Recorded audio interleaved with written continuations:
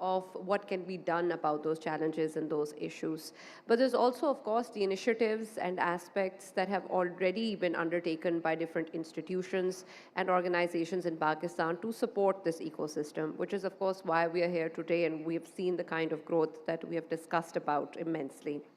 And you can also, of course, see that there is a very important milestone that is also going to be part of this particular summit. And this is a great initiative that, of course, also contributes to the startup ecosystem and helps enable them to grow and move further along their own journeys. And this is something that has been undertaken by the SECP and is part of the regulatory sandbox and framework initiatives that they've already been taking as well. And this particular launch, of course, would be a very important milestone that will be achieved with regards to the startup ecosystem in Pakistan. What this initiative and this milestone is all about, I will not get into more details, and I will let the Executive Director, SECP, Ms. Masarrat Jabin, to please come forward and let you all know what that is all about.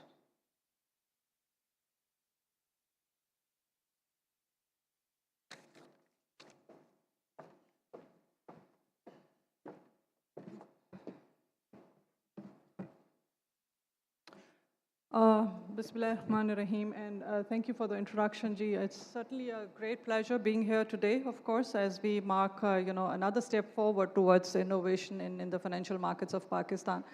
And today, of course, is also the launch date for the Innovation Office of, the Securities and Exchange Commission of Pakistan. So, which definitely, in my personal, opinion, actually reflects the SECP's also commitment towards innovation and to inclusivity and to growth. So I have a very short presentation, I know, because, I think people are probably also feeling a bit sleepy after the lunch, and half of the hall is in any case empty. So I think without any ado, we are going to simply, I can't view it, so I've got my presentation in front of me here. Just a quick one, G. We'll start off with the vision of the Innovation Office that we have set up in 2020 at the SECP. The vision behind, as you would be able to see, so it's there on the slide, is basically, primarily to actually create some kind of, an ecosystem that supports all of these, the growth of these startups, and also provides them with the required guidance, as I heard also Shamun in a previous session speaking about pre and post sandbox guidance to the innovators. So one of the objectives of this Innovation Office is actually both pre and post, though there's a bit of a pause at the post period, because we once the innovators are into the sandbox, so the responsibility kind of shifts to the sandbox team. So a key part of this is, of course, enhancing the innovators or the firm's understanding about the regulatory expectation. Or yahi baat subah bhi Shamu ne ki thi ki, those who are into the sandbox, basically, they cannot and should not be treated alike with any of the licensed entities. So, and the framework also should not be such that it actually equally applies to all of them. What we do at the Innovation Office is basically help them understand the regulatory requirements, and we ensure that these businesses then can navigate through the regulatory system with more confidence, and of course support the innovation. The other thing that you would see on the screen is basically on the collaboration side. So collaboration, of course, is central, as our team at the Innovation Office, which is a very small one though, and the sandbox team, we work together and to establish basically more stronger partnerships between the regulators, the startups, the innovators, and the other stakeholders, kind of working together towards fostering knowledge sharing and aligning the interests as well. So one of the most important area, in fact, in my personal perspective, I would say, is the research. So conducting research and providing relevant information to these innovators or firms, they for the purposes for them to actually stay informed on the regulatory changes, the industry best practices, and also assisting them to make strategic decisions. This is one of the visions and the strategy that we've adopted at the Innovation Office. So to sum up, I mean, the Innovation Office is key for creating, more of a regulatory environment, as I said earlier, also that is basically open to innovators for, innovation and work for, balancing, I would say, the need for the consumer protection and financial stability, but at the same time allow more of experimentation and growth to these, innovators. The slide 2, please. So in continuation to my previous slide, of course, it is very important that, any regulatory intervention is basically backed by a business case for the regulator, and just not for the regulators, actually for the, also for, the innovators and the consumers, because without having a business case, it actually falls all apart. So as a regulator, in our approach for analyzing the need for the innovation office is definitely, the long-term impact of our policies is the key area. So policies, if they are there to stay, they need to be adaptive. They need to be in such a way that, they are actually addressing the concerns or the requirements or the needs of the market. So therefore, I feel that, by actually continuously engaging with, the emerging trends and technologies, the regulatory policy remain always relevant and adaptable. So if they don't remain adaptable, so I think it defeats the purposes. Also, in addition to, to this, communication and engagement with market participants definitely is facilitated, which encourages, as I said earlier, ongoing dialogue and ongoing discussions with the market players and understand the needs and concerns of, the overall ecosystem. So collectively, and I think a collaborative approach helps us to basically identify and address any regulatory barriers that may potentially, prohibit or bar or, create limitation to, beneficial innovation. So, and from the investor's perspective, innovators' perspective, definitely, in addition to obviously having a centralized kind of a platform for communication, the Innovation Office streamlines the processes and streamlines the process facilitation. So with the new ideas to actually market their new ideas efficiently. So this also includes providing feedback so that the regulatory barriers which I mentioned earlier, because that is something which is something very, very close to my heart when it comes to the startup. So these need to be reduced, making it easier for businesses to obtain even approvals as they are out of, the sandbox or out of the innovation, phase, basically. So this is, I think, what Shamoon also mentioned. I don't see him here, perhaps he's left. The post-innovation office and the post-sandbox, requirements of the innovators. So another benefit to innovators is that, the innovation office actually ensures that all the coordination and communication is basically focused on, the access to capital. So by fostering all these partnerships and, between the innovators, investors, the industry leaders, I think creating basically pathways, I would say, for securing the resources they need to scale and succeed, in the directions. So lastly, but in terms of business case for innovation office for the consumers, it's definitely something very easy to understand, because the introduction of the new and potentially, I would say, safer products for the market, for the investors, obviously benefits the innovative regulatory requirements. So this it actually removes the barriers, I keep saying, but when it removes the barriers to the entry, more consumer can actually take advantage of a broader array of financial products, be it financial tools, be it loans, be it financing coming this way, insurance or investment products or opportunities or saving plans. So hence I think this basically increases the access to financial services and products, and also empowers the consumers to make more informed financial decisions. So if you can go to slide 3, yeah. So it was in 2020, actually, when we started off with a very, very small team, and we still are a small team at the SECP in the Chairman Secretariat when it comes to the Innovation Office. But we started off with working together with the regulatory sandbox, the regulatory sandbox related initiative and engagement, essentially with respect to corporatization, because initially that was something which was more on our table. So we organized, as you will see, multiple webinars with the National Incubation Centers on supporting startups and also promoting corporatization. So we worked together with HEC, with ICRA University, with the Investor Lounge also, to enrich these sessions. And primarily the sessions, the discussion in these sessions was around, fintech solutions and improving financial literacy. And of course, the role also of, the educational institutions in preparing future professionals. So the webinars were also held providing guidance on SECP's regulatory sandbox to the innovators.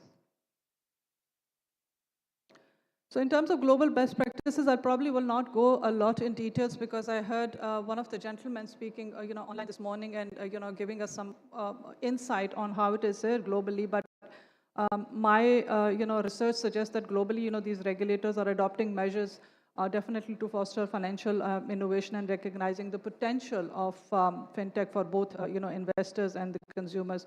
So technologies like RegTech, SubTech, I mean, they are helping solve complex sort of, problems in the regulatory world for improving risk management, for supervision, and for compliance, etc.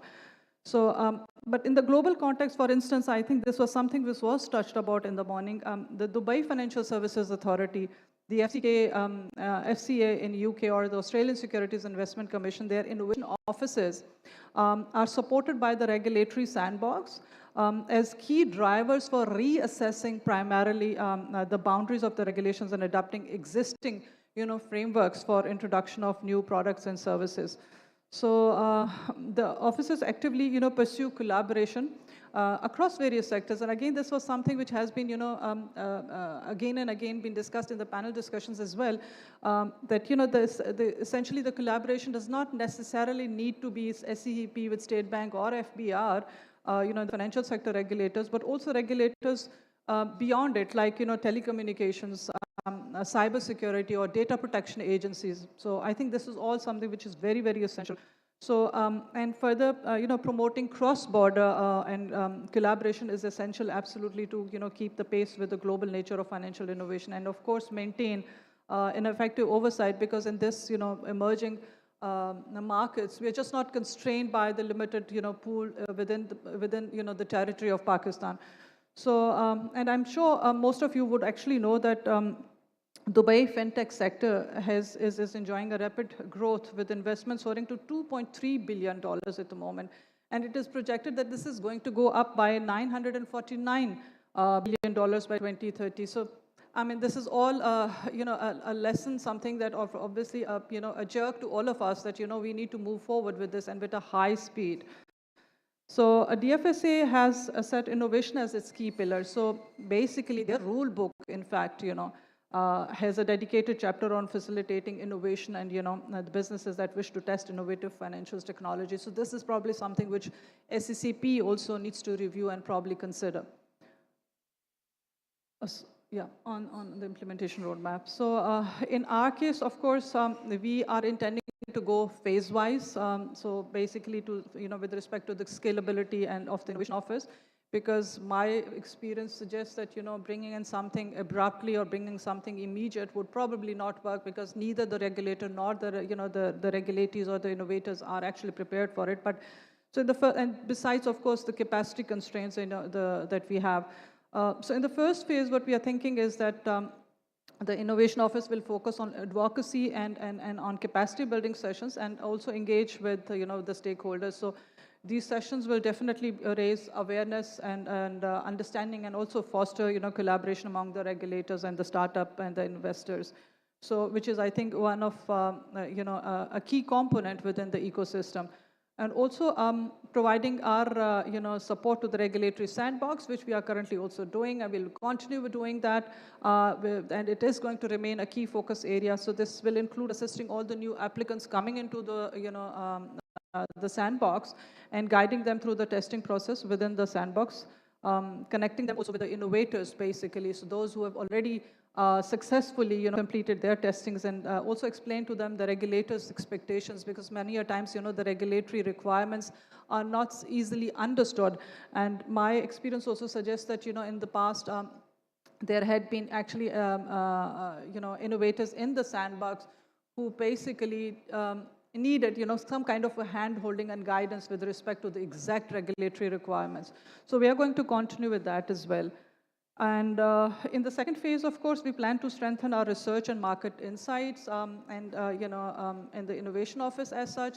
And we will be working closely with our research department in-house within SECP to basically publish detailed reports on key market trends and regulatory updates and innovation-related insights. And these documents, and these reports are definitely going to be made available on the SECP website as well, so for public consumption. So that, can these innovators, investors, and, the other stakeholders in the ecosystem can actually make use of that information and can make informed decisions. We also plan to encourage sustainability-centric themes. I think this is also something which came into discussions this morning. And we will be prioritizing projects that basically support, environmental and social, causes, and I promotes environmental and social impact. So there will be special emphasis on supporting women entrepreneurs and the innovators coming into the sandbox and testing their innovative products there under the regulatory sandbox. So the groundwork laid basically in the first and in the second phases will help us and enable us to actually establish more of a unified kind of a platform for providing mentorship to the innovators. While we will also be ensuring having access to guidance and resources they need essentially to scale up and to succeed. So the partnership, of course, will be the key stakeholders, and fostering collaboration between regional counterparts, as I mentioned earlier, will be crucial for creating more a connected and supportive innovative ecosystem. And of course, concluding, I mean, we are all excited to have, the official launch of the Innovation Office today. And I will strongly encourage all of the stakeholders, unfortunately, very few sitting here today, but to support us and to, to help us, lend us a hand in creating a more of a innovation-friendly regulatory environment. So thank you so much for, for your time and being here today. We will now probably be unveiling the Innovation Office and have an official launch to it. How do we go about it?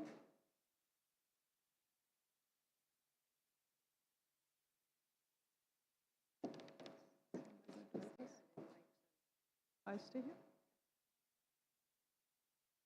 Thank you very much, Ms. Musarrat, and definitely we'll be proceeding towards formally launching the Innovation Office. And for that, I'd like to invite on stage Commissioner SCT, Mujtaba Ahmed Lodi Saab, and of course, Executive Director, Ms. Khalida Habib and Ms. Musarrat Jabeen, to please stand on stage while we officially launch the Innovation Office of SECP.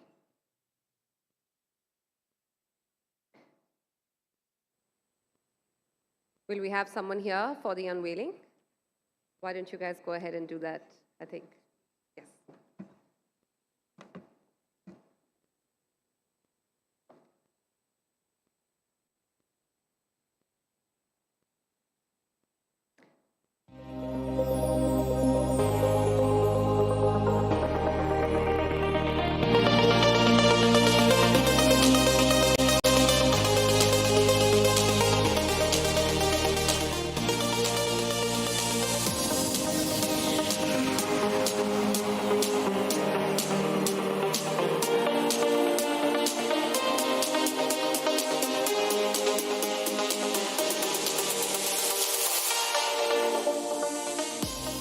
Something I forgot which should have been done earlier, but my actually heartfelt appreciation to my team in the Innovation Office, a very small one though, but for preparing a small video and for helping us throughout this thing. So thank you so much, Zora and other partners. Thank you.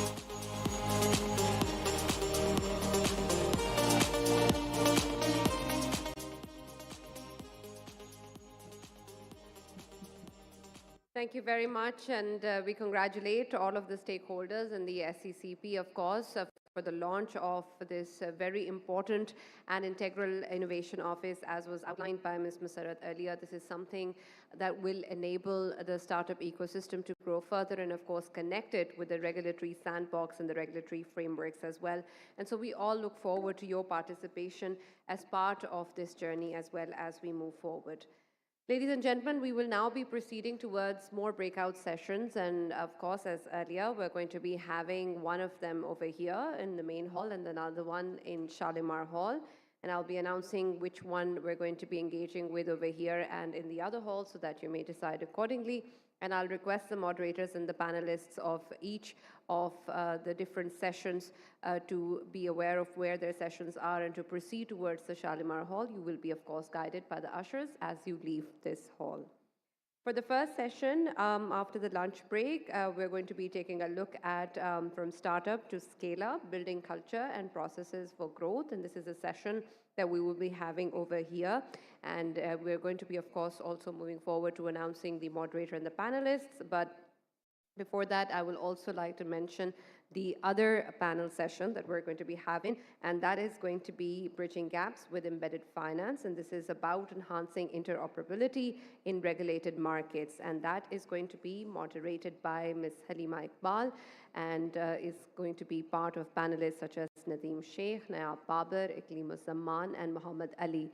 All of these are requested to please proceed to the Shalimar Hall where this session is going to take place. For a session over here, I'd like to invite on stage Project Director NIC Islamabad, Mr. Ahmed Masood, to please come on stage and introduce the panelists and kickstart our session.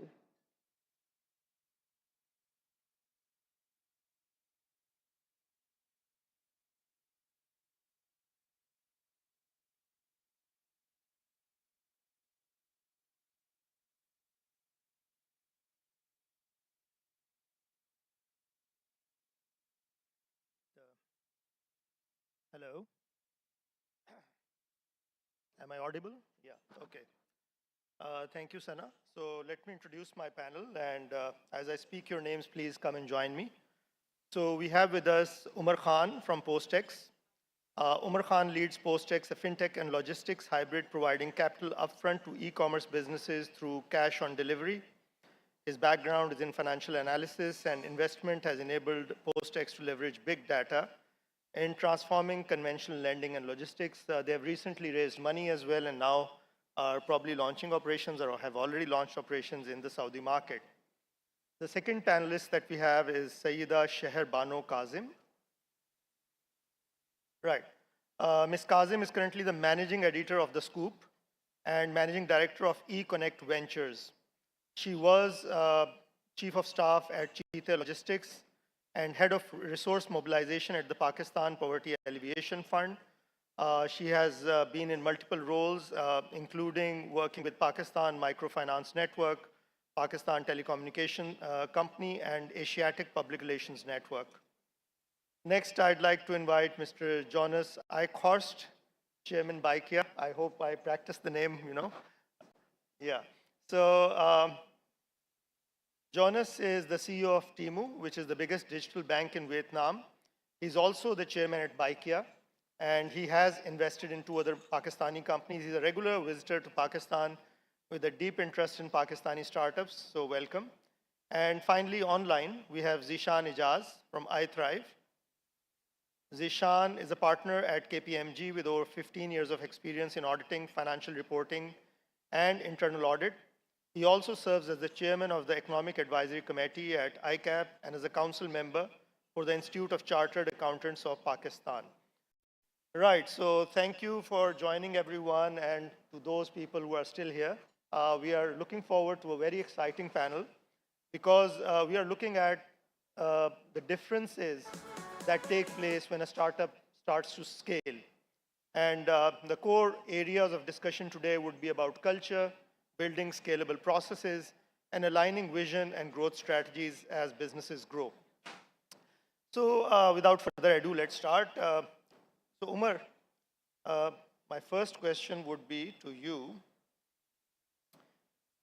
And since Postex is one of the amazingly fast growing companies from Pakistan, what are some strategies for balancing ambitious growth targets with staying true to the company's founding mission? And what are the challenges that you have encountered in this? Assalamu alaikum, everyone. You see, the mission of the company stays the same throughout the journey of the company, but the way you communicate with different stakeholders, meaning that the way you communicate with your early stage team will be different than the way you communicate with your growth stage team. And that mission needs to be translated into KPIs, if you're gauging impact, then it needs to be very clear how we're gauging impact. So the way you communicate with different teams will change over the period of time from early stage to growth stage, but the mission stays the same. Sorry, the mission stays the same, but how do you adhere to the KPIs as you start to grow? Is there a fundamental change in the KPIs, or uh, because of the singularity of the mission, you feel that there's not that much impact on the KPIs? So when you're starting off, you need to see how you're gauging impact. For us, it was how many merchants we are serving, how big of a market share we have.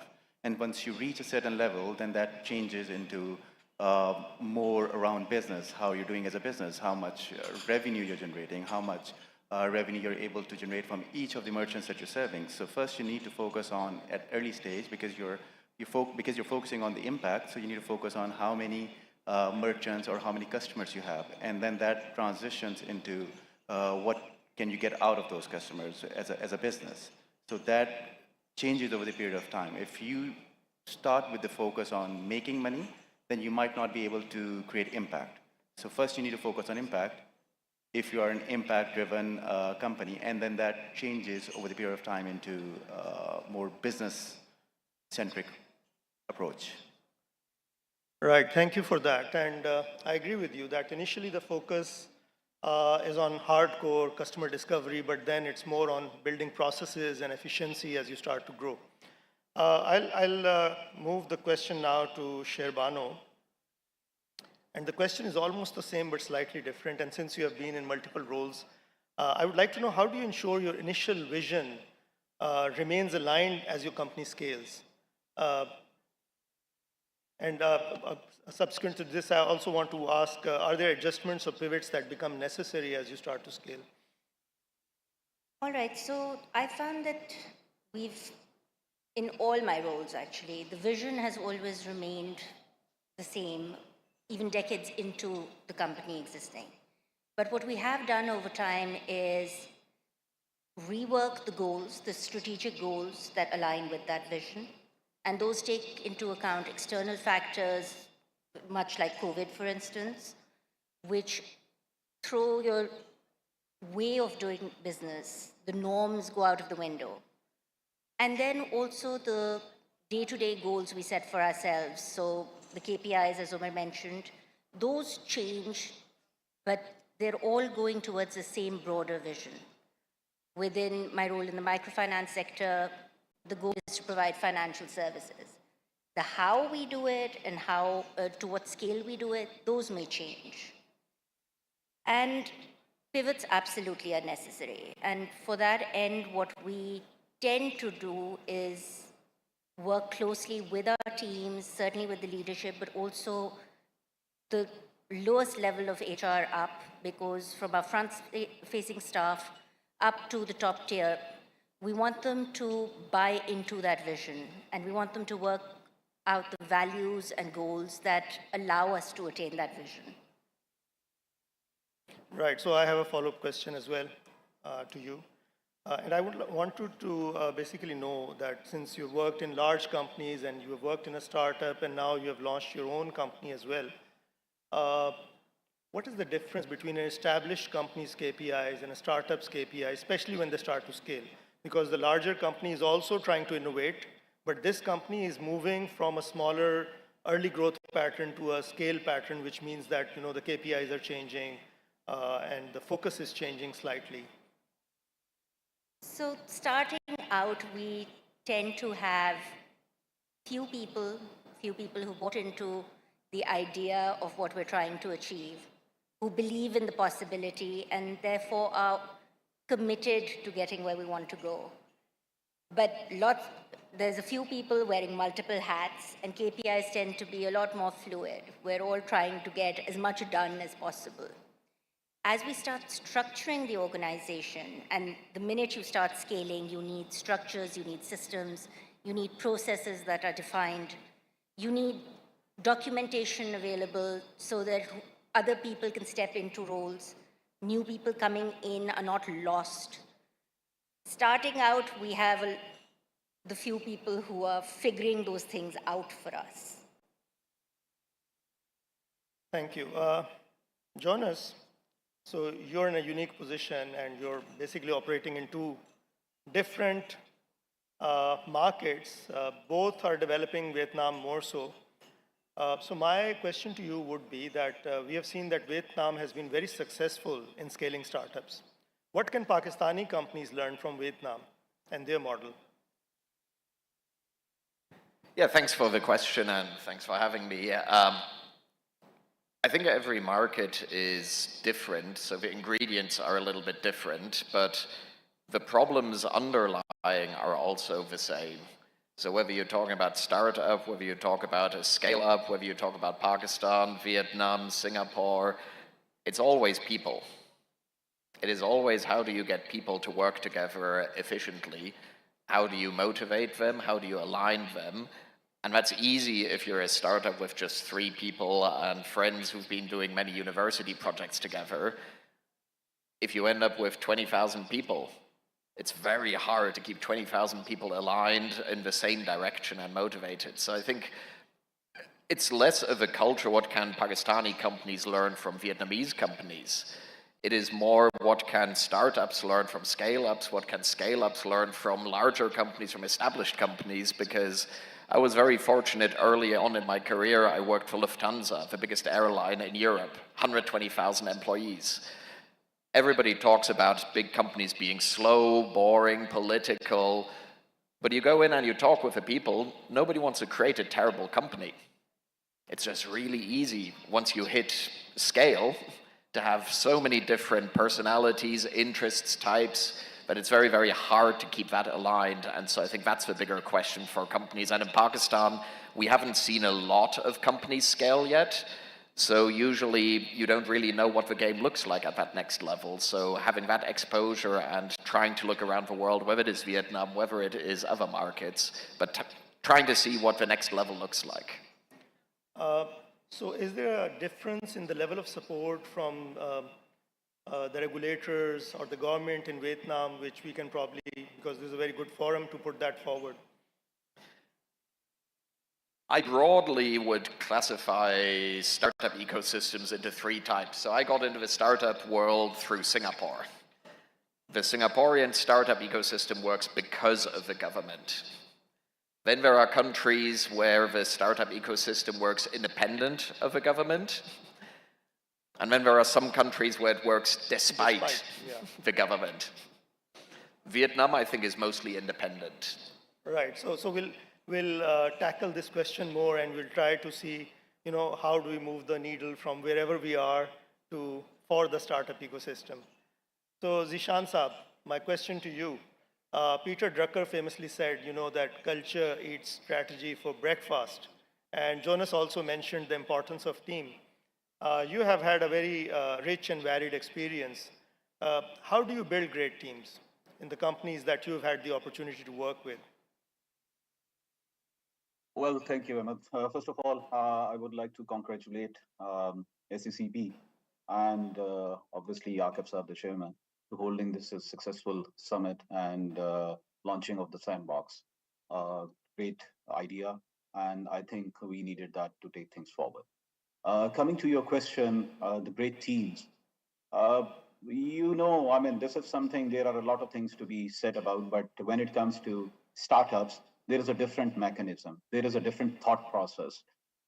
You need to have an idea and put up a team where you can, who should be capable of taking that idea forward. Because the energy is there, the thought process is also there. The question is, you need to actually bring them together to a common platform and to a common goal.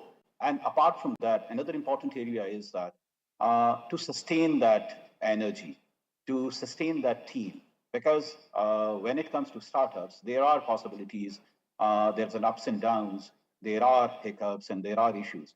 The most important part is the team should be gelled in and team should be taking things forward as a team, basically. So energy is important, keeping them motivated is important, and practically speaking, keeping them gelled in, that's very important to keep things going. So Zishan, also the Institute of Chartered Accountants is already doing quite a bit of stuff in different areas, and I believe you're also doing something to support startups. Can you elaborate a little bit on that as well? Yeah, thank you, Ahmed. I'm chairing one of the initiative by the name of iThrive, which is being launched a few years back. Our second cohort is going to be graduated within, I think, next month, and our third cohort will be getting in at the same time. So effectively, this is comparatively, I believe, not very big, but we have started smaller. We have last year the team we shortlisted. There were 8 startups. Out of that, 9 startups. Out of that, 1 couldn't get through, but 8 are still there, and they'll be graduating in December. The purpose of this whole incubation strategy or incubation committee is to provide an environment. We are not only shortlisting, we are providing them the mentors, we are helping them, providing them the trainings throughout a year, and obviously we are providing them the infrastructure. Right. So great work. I think one thing that comes to my mind at least is, that there's a lot of stuff that's happening, and we probably need to document it and learn from the best practices of each other to see how we can further improve it. Because when we talk about starting up to scale, in Pakistan, unfortunately, very few startups scale. Most of them die in the early stages, and that comes back to Umar now. So Umar, one of the very common questions that startups ask me, and I run an incubation center, is that, how do I find the A players and how do I retain them, right? Because if you have A players, you will scale, most probably. But it's very difficult because you don't have the money to pay them.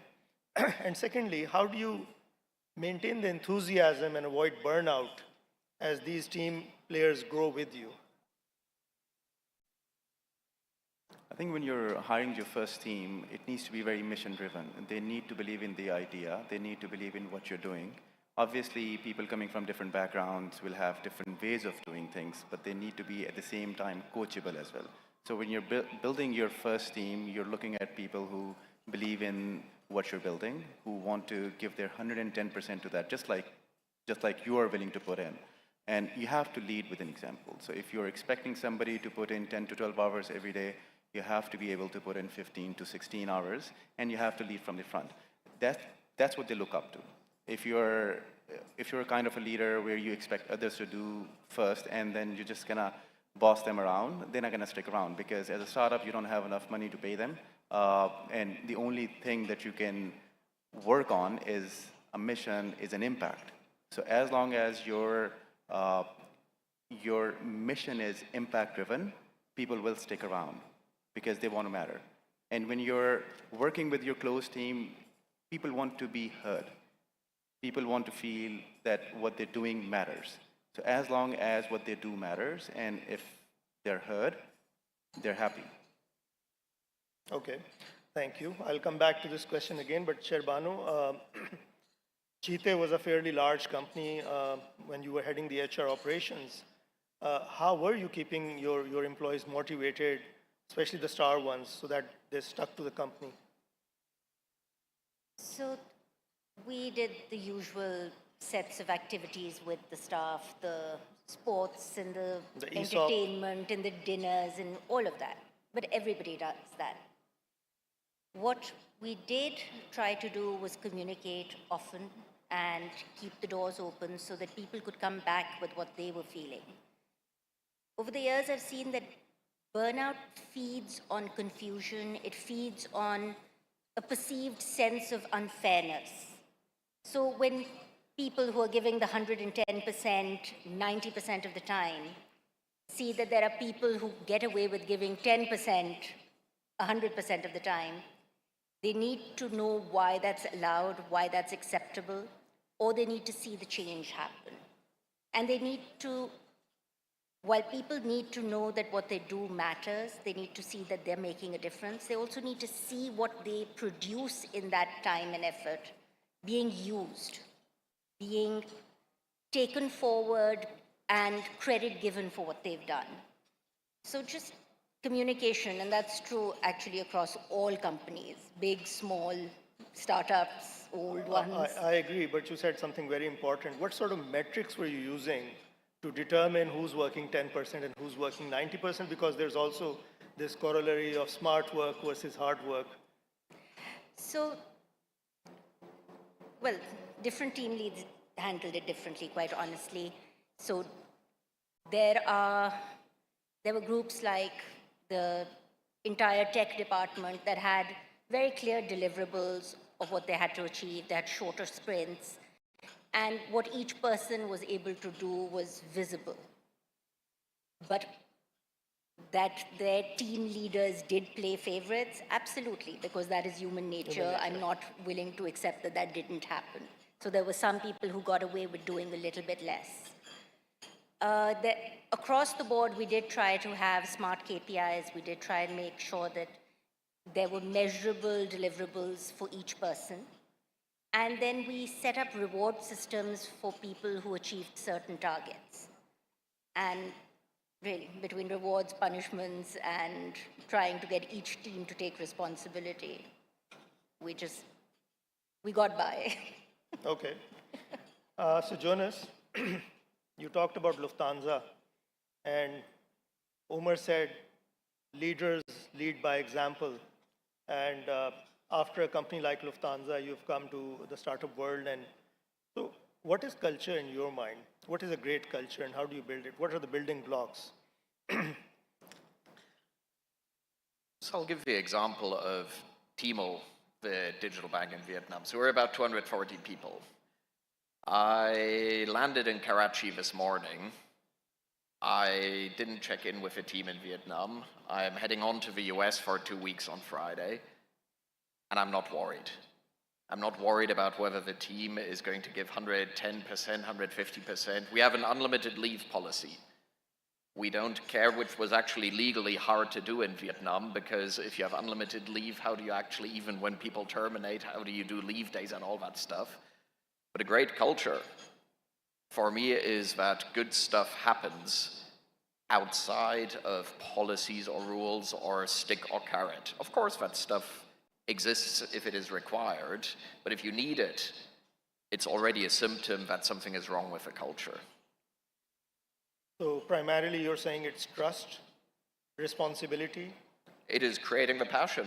It's creating a passion. Again, We had a what Umar said. discussion, and so by IKEA, in one of our investor slides a couple of years ago, we had a statement that we are trying to build Pakistan's most important company.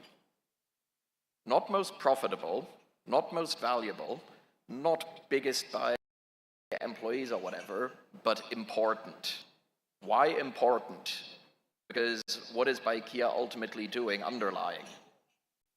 It's creating income opportunities for hundreds of thousands of people. Exactly. And it is creating movement, mobility for millions of people, which ultimately is the foundation of society. People have to move around, whether times are good or bad. People need to have an ability to earn extra money. So that's importance, that's mission. Now, if you can translate your work back, just like my fellow panelists said, to how what you do day in, day out actually maps back to that mission, that's inspiring. But I think the other side is also being very clear that being able to be in a startup is actually a luxury. Actually, not a lot of people can afford to work for a startup. At Timo, we're very, very clear that we're a terrible place for 95% of people to work. And we should be. Because if you need a lot of money because you have sick parents to look after, please do not work for Timo, or please do not work for IKEA, or please do not work for a startup, because startups cannot pay you good, but you need a lot of money for a purpose that's much more important than the startup. If you need a lot of time for certain causes, you're probably a better person than most people working in a startup, but you can't afford it. So usually that's why people straight out of college, or people who are at a certain stage in their career, they can actually afford to work on a startup. But that's when you actually have this unleashing of culture, of interest, of a setup to actually build amazing companies. And so for 5% of people, it's the best possible job in the world that you can have, because it's actually not even a job, it's a way of living, it's a lifestyle. And so that's how you create great culture, in my view. That's a bit of a paradox as well, because one of my first questions was that how do you keep the best people as you grow? And if you continue not being a great paymaster, initially you're not, but later on you should be, then why would those people stay? Because money is not everything in life. That's true, but money is a lot of things in life. And Those are the aren't you going to 95% of people who are not going to work for Timo. Okay, right. So it's actually, it's a true story. So in Vietnam, I was running a development company for a few years. Every single one of our developers had at least a 2 or 3 times salary offer. Why did they work with us? On average, the tenure was about 2.5 years, because we had a very simple deal with them. You have a double salary offer, you can switch today for double the salary. But we treat you essentially like a fast track on your career, that in 2 years, 2.5 years, you give us everything, and you'll have a 4 or 5 times salary increase afterwards. So designing the system to embrace exactly those kind of facts, instead of trying to optimize for a game that you can never win, is, I think, where good culture comes from. So you attract your own type of crazy to come and build the company. Absolutely. Okay, great. Zishan, I would like to know, and now I want to talk a little bit about scaling, because we have 3 focus areas that we're talking about today. And so my question was, what is the most important advice that you give to startups that are scaling? And this advice, which is most often ignored as well, but you feel that, you know, if they ignore it, they might fail. One of the key reasons. Yeah, Ahmed. I think when it comes to startups or any other organization, the operational objective is there, but the focus generally missed out is sustainability. But specifically talking from the startups perspective, I think the first and the foremost point is your product and the connectivity of that thing with the market. That's the most important part. How important that product could be, it would be able to catch the market, or whether it would be one of the main player or requirement of the market. The other thing I believe could be that your client, when the organization or a startup starts, they generally don't want to focus, or somehow misses the focus on the client age. It's not going to be a sale of itself. You need to invest in those marketing and those I would say customer oriented systems. Basically, that's number 2. I think the another important part is whenever the organization or a startup starts, you generally, again, because more focus on the operational side, without realizing, you keep on hiring the staff without knowing, without realizing whether they are going to be gelled in with the culture or not. Because as I highlighted earlier, the most important part is that you'll need to have a team. Because if you don't have a gelled in team, there would be additional challenge to keep the team motivated, because startup is not a smooth journey. There will be ups and downs. So effectively, you'll need to have a team who can gel in with your ultimate objective, as one of my colleagues just said. Additional thing, you have to focus on the cash flows, because sometimes to start with, you don't nearly focus on that. One important point that is focused throughout the organization is the leadership development. I came across a startup, and there were 2 partners, and one of the partner who is the brain behind the whole startup actually. But the problem which I feel that particular guy is that he is very fast. I mean, he actually is a real pain when it comes to operating the startup. So you need to identify the players, that who is actually going to be the main striker and who is going to be the defender. So effectively, you need to have this mix and take on the team as per their respective roles. So I believe when it comes to startups and scaling up, these are 3, 4 important areas need to be focused on. Thank you. Building upon your point, I think I'll come back to, they say the customer is always right. But now in the startup culture, we also say, you know, the team comes first. How do you weigh the 2? I think customer is always right. Customer is always right? Yeah. So how do you cater to the team then? I'll come back to you on that then. See, you can build a kind of culture where everybody's happy, but you're losing money as a business. Or you can build a culture where everybody's competitive. They put the customer first, and the customer is happy, and the business is happy. So who do you think is going to survive? So let me put this back to you. I was listening to a podcast, and this was the founder of Basecamp. And he said that in Basecamp, we have a brutal focus on what we are delivering, and people give us suggestions, but we don't really, put them in the product. On the other side, ClickUp, I was listening to them, and they said we listen to everyone and we add projects, and as a result, ClickUp is like a mishmash of everything. It's a good product, but Basecamp is very, very focused, and Basecamp said it's a deliberate strategy, that this is how we are building. So we have use cases from, both sides, actually. Yes, agreed. But the thing is that you need to focus on what the customers want. And That I agree. Yeah, and you want to build a standardized product. Do you want to build a standardized product, or are you trying to build a product which is you're just going to keep adding features, and when customers start using it, they don't even know how many features are there? Let's dig deeper into this, right? So we all agree, I think nobody disagrees, that products have to be customer-led. So we need to understand from the customer what is their problem, pain, need, so we can build something. But sometimes, customers cause real pain to the team, and you lose teams because of that. That was more of the context in which I was asking the question, because customers come first as far as development is concerned. But what about the dealing that happens with a customer? So there are different teams who are in place just for this. And if the customer is not happy, and if they want to speak to somebody and want to share how they're feeling about the product or the service, that's their job. And if they're not able to take that, if you're losing a team, it means that the right team is not taking care of that. Because, as a service provider, we do logistics as well. So there are always going to be challenges because it's a very operations-heavy business. And we know that if something happens, let's just say there's a strike. There was a strike in Islamabad a few days back. We always have strikes. Yeah, so when the merchant or the customer is not going to be happy about it, but it's our job to make sure that they understand it. And if you're able to help them understand the problem, they'll be fine. But if we're not doing it efficiently or effectively, there might be some gap. And then so now we have broken it down to, as far as customer discovery is concerned, we agree. Operations of services are concerned, we also agree that the customer comes first. But let's hear, Jonas, your point.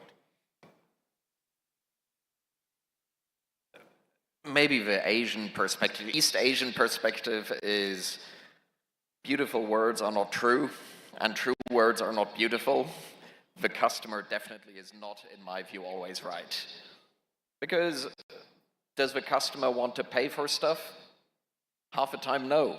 If I ask our customer, do you want to pay less? Of course they're going to say yes. Now, does that mean we should drop prices all the time? Absolutely not. Because ultimately, as a business, our goal has to be to deliver value ongoingly. The question is whether we respect the customer and whether we treat the customer with respect. And I fully agree with you, very often explaining to customers there's a strike, because of that, it's unreasonable to expect something can go through or whatever, that's fine. But I don't think that the thinking that the customer is always right is healthy. Just like data is always right is also very unhealthy. That's why doing company startups is so difficult, because sometimes the customer is right, sometimes the customer is not really right. Sometimes the data is right, sometimes the data doesn't really say or tell the full story. So I don't think anybody who's looking for one-sentence strategies or paradigms is not going to go very far in the scale-up game, in my view. Yeah, so that brings to my mind the famous example of the World War II plane that the British actually researched, and they said, the bullet holes are basically in the front of the plane. So what should we strengthen in order to reduce flak? And the real answer was that the planes that did not make it back were the ones that were hit. Exactly. Henry Ford, if I ask my customers, faster horses, not cars. Okay. Sher Bano, I wanted to ask you a slightly different question, and now we are also talking about processes. What cultural or mindset shifts are necessary for startups as they transition from early stage to scale-up stage? What's the mental attitude that they need to have? Okay, so I think one thing that any company that's planning to grow has to understand is that building scalability into your business is not the same thing as just growing. And I've seen various companies in Pakistan make that mistake and as a result fail. where they will compromise profitability, they will compromise on whatever their core service or product is by deciding that they need to grow very, very fast. Building scalability is important. It is where you build structures, the processes, the systems. It's where you automate, where you introduce the technologies that allow you to do things better, smarter, more efficiently. It's understanding that the core team that bought into the vision, that built the startup is great, but it's now translating that into something that anybody who walks into the company could at least keep business running as usual. So it's making sure that all the key processes are documented, that meetings are documented, that things are put into, well, creating the processes. And the shift from startup to established company is where you've gone through that process. True. But just as Jonas pointed out, one of the problems in Pakistan is we accumulate data but don't really understand data. The successful companies understand it, that's why they scale. Other companies just collect it. I've seen this repeatedly. So Zishan Saab, and how many questions? Do we have any questions from the hall as well? Otherwise, I'll just ask one or two more questions. Okay, one question. Okay. So I had a very specific question since you're KPMG. And the question was, how can a company maintain its innovative and agile culture as it scales? What cultural elements are non-negotiable versus those that can evolve? And as Jonas also pointed out, you know, culture, Vietnam culture different, Pakistani culture is different, Singapore is different. So for our culture, what is non-negotiable? We can't hear you. I think you're mute. Yes, I'm sorry. That's a very important question. I don't know whether you put that or it came from the audience, but very important question. The couple of things which are non-negotiable, and somehow it would depend upon the stages of the organization also. One thing at the early stage, somehow the startups generally manage to not to invest in certain things, not on their priority. But as far as a couple of things like you talk about team management, their training, these are the most important thing I believe you'll have to invest in. The culture you need to invest in. Because ultimately, I have been retweeting before that also, that ultimately these are the things which make you groom and take the organization forward. Another important point, as we were just talking about, is the customer satisfaction. I believe it's not about, which one is important. The most important part is both your team is important, your customer is important. It's the important point is, as generally been said, that what you say is important, but the most important part is how you say it. So even if the customer is not right, the question is how you convey those things to the customer. That comes to the training angle. So effectively, you need to have a good team, a trained team who understand the importance of the customer and the customer organization relationship. In addition to that, as a management, you need to have a clear understanding about the importance of the clientage as well as your team. Because it's a chicken and egg situation. You can't keep on compromising any of those things, but you need to invest in those things to take things forward. Agreed, and I think team development is one of the often underlooked area in early stage startups. My final question is to you, Jonas, and then we'll take a few audience questions if we have them. So which scalable process or frameworks have you found most effective for startups to maintain innovation while they formalize operations, right? Early stage startups, especially when they're beginning to scale. And how do you help entrepreneurs balance stability? Because both are generally opposites. Yeah, I think one of the principles that I personally and a lot of the companies I'm involved in deeply believe in is the idea of better to be roughly right than precisely wrong. So what that means is that as you understand better, as you start scaling, you understand a little bit better what the actual business is that you're in. And we heard earlier the leading indicator of how many merchants you sign up or whatever that is. As you scale up, usually there are only 4 or 5 kind of big KPIs or metrics that you know if they generally are trending in the right direction. Every startup is a mess. Every scale-up is a mess. Every big company is a mess. But at least at that rough resolution, you need to find early what are those numbers that you know, as long as those are generally okay, nothing is going to kill us totally unexpected.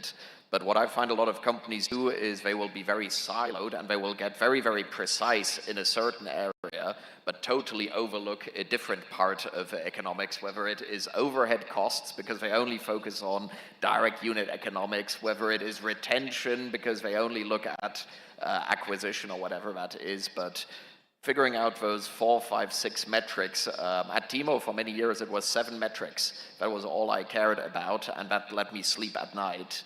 But that's, I think, kind of how you start to scale. Was customer acquisition one of those metrics? I'm actually happy to even share them. So customer acquisition was one of those metrics.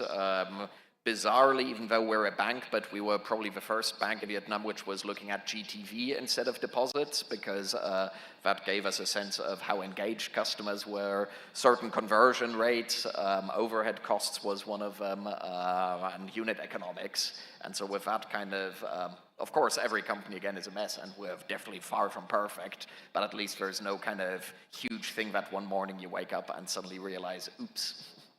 Okay. Thank you, and we'll take the audience question now. Do we have a mic, or you can just speak and we'll listen? Yeah, we can.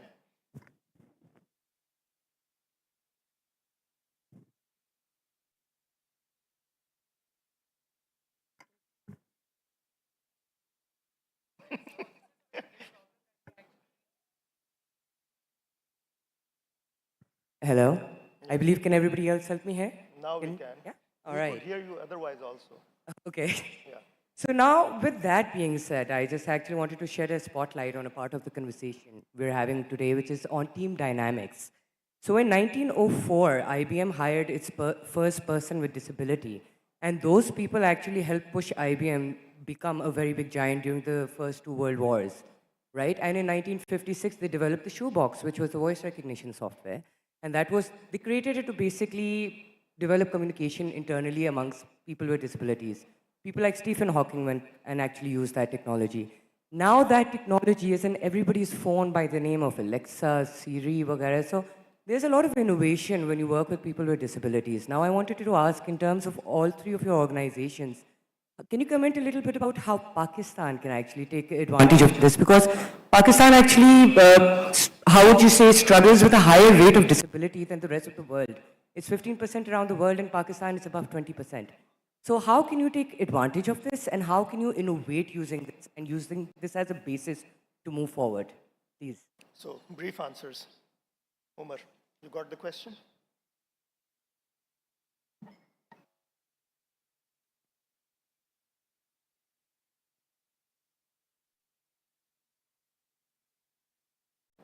It's a very good question, and I'm afraid I don't have a exact answer for that, because when you're scaling, you're mostly focusing on how you can bring the best out of the people. And we love to include people in that, we really do, but there are certain departments where we can do that. There are certain departments where it's really hard for us to be flexible around these things. We try to be more flexible around this, and we are always working on policies where we can include as many people as possible. But because it's a very operations-heavy business, it's really hard for us to really focus on that. So I thought the question was more around how can we take advantage of the different perspectives that differently abled people bring into an organization. I think we do try and bring in diverse sets of people. That's not necessarily focused on disability, but genders represented. We tried very hard at Cheetah, for instance, to bring in women riders, hired women in our warehouses. It's, yeah, the more perspectives you can get in, the more you're able to develop your products and services. And we try and have diverse teams, but it's not always possible. Jonas?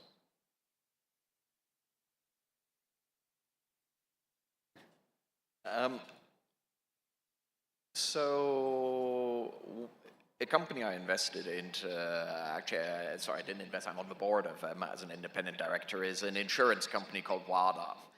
They have, here in Pakistan, so they have a lot of agents and they have a lot of home-based agents. And it comes back to what I was mentioning earlier on about BIKEA and employment opportunities for people who generally struggle to find employment opportunities. That's a model where certain disabilities are irrelevant. I think we also need to be honest that as businesses, if we can't make the economics work, then there is no future business, which means ultimately we also cannot serve those people. So it's difficult, but I think beautiful, like you mentioned, is that with technology, it's a big leveling of a playing ground, and so understanding in what sectors can actually certain skills, whether do certain disabilities matter, where do they not matter. It's very hard. We have actually a couple of disabled drivers on the BIKEA platform, but to scale that as a driver base, frankly, is just very, very difficult and doesn't really make sense as a business. But to have people who may not be easily mobile as home-based agents for a different business makes a lot of sense. And so I think that's where creativity comes in. Right, so I'll add my perspective. I'm from an advertising background, and so there's a very interesting phenomena that a lot of deaf people, they end up being great designers. So usually every agency had a few of them. So that was not basically that we were catering to the disability, but rather they were exceptional because of their focus. So that was another perspective. Zishan, your say on this. Yeah, I would like to have two aspects to this question, actually. Number one is obviously from the employee perspective, the team perspective. Yes, that's there, and it also not only depends upon the nature of the organization, but also the skills of the person we are considering. And in any case, when we talk about those special people, it's more like we would like to take it in a diversity angle. And yes, when it comes to diversity, the intention has to be there, and these are being implemented also in the organizations. And they bring in special skills, but obviously it depends upon the type of the organization we are in. Because if it comes to manufacturing, generally the percentage might be lower, whereas in the service sector it might be a little higher.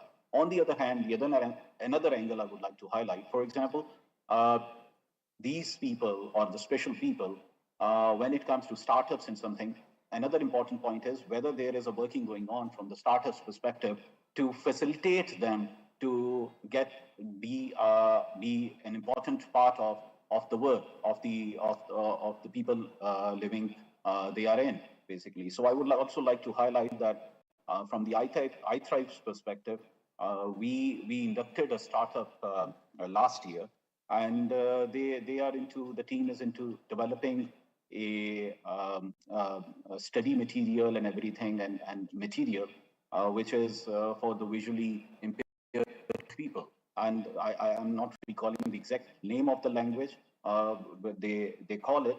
But that startup is at an advanced stage. After spending 1 year, they have been recognized somehow at different stages. So that's another angle when it comes to facilitating those people around us. That could be another area to be looked into. So at the end of the session, I think we won't be able to take any more questions. I'd just like everyone to share one or two recommendations that we as the ecosystem or the government or the regulators can take to build a stronger ecosystem that can support scaling startups specifically. Because we're doing a lot of work at the early stage, but not so much at the scale-up stage. Ji, Umar. I think after a certain scale, the biggest challenge for you become more internal than external, because at early stage you have competition, you're building the product, you're trying to find product market fit, you're trying to grow. but after a certain level of market share, and once you start leading the market, the growth part becomes very autopilot. And mostly the biggest challenge for your organization are internal. So as an organization, I think our focus needs to be internal at scale, where we are focusing on processes, we're focusing on the culture, we're focusing on building the right teams, having the right people to lead those teams as well. Great. So it's a very interesting perspective because you said now the onus is on us because we have solved most of the problems. Ji Sherbano.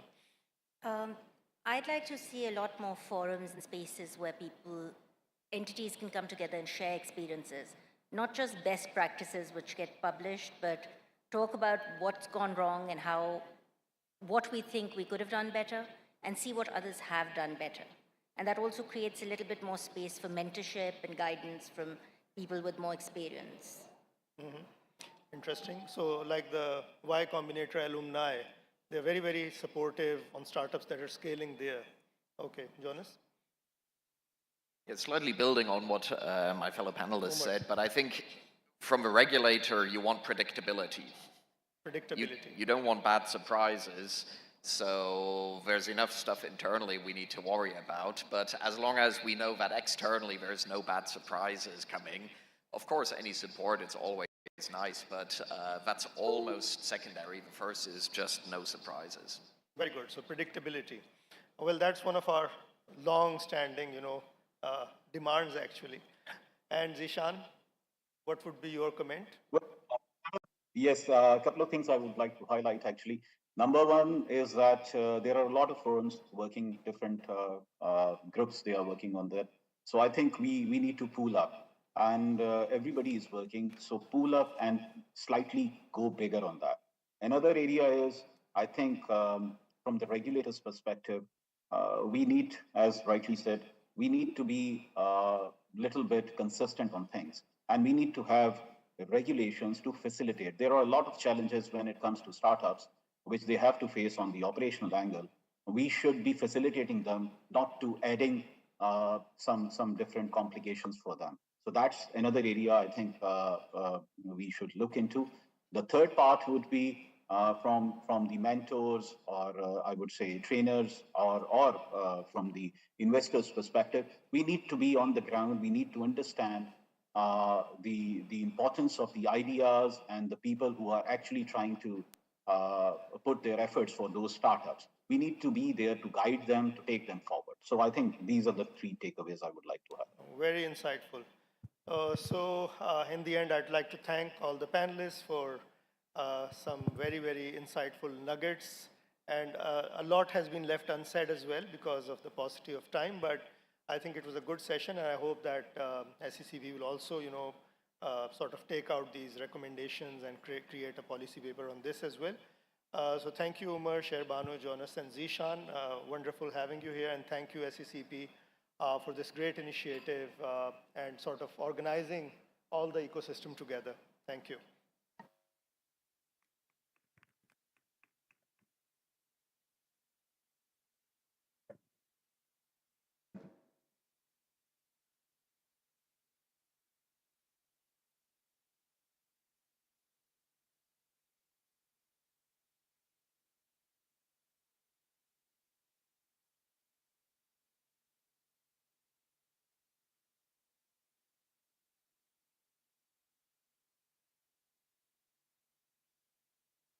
Thank you very much to our esteemed moderator and panelists. I request them to please come back on stage for a distribution ceremony. And for that, I would like to invite on stage Ms. Khalida Habib to please give a tokens of appreciation to our moderators and our panelists.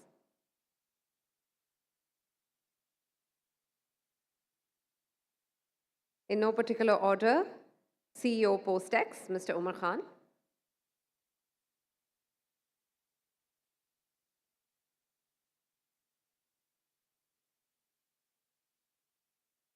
Ms. Sayyida Sherbano Kazim, Consultant, ex-Chite.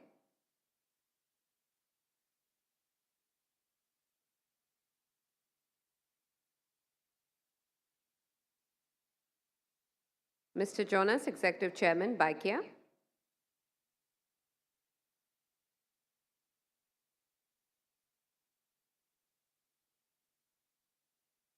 And the moderator for this panel, Project Director, NIC Islamabad, Mr. Syed Ahmed Masood.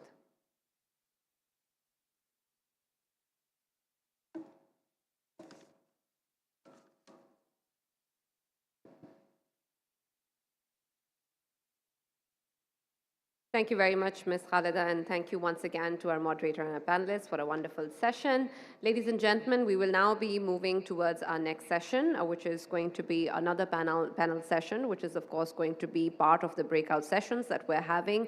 And so simultaneously, we'll be having one here and the other one in Shalimar Hall.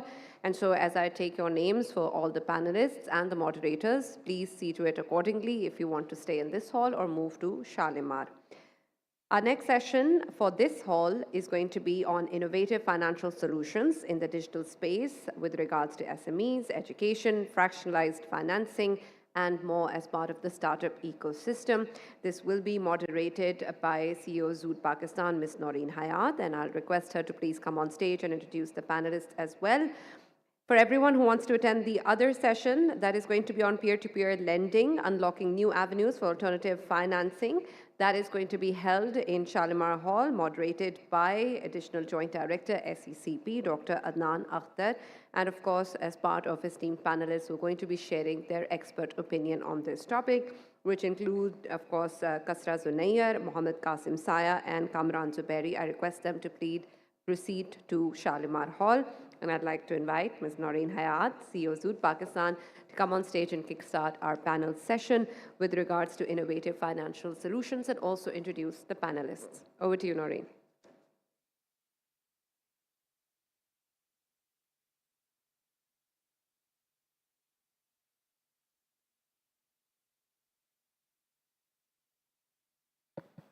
Hello, yeah, it's working now.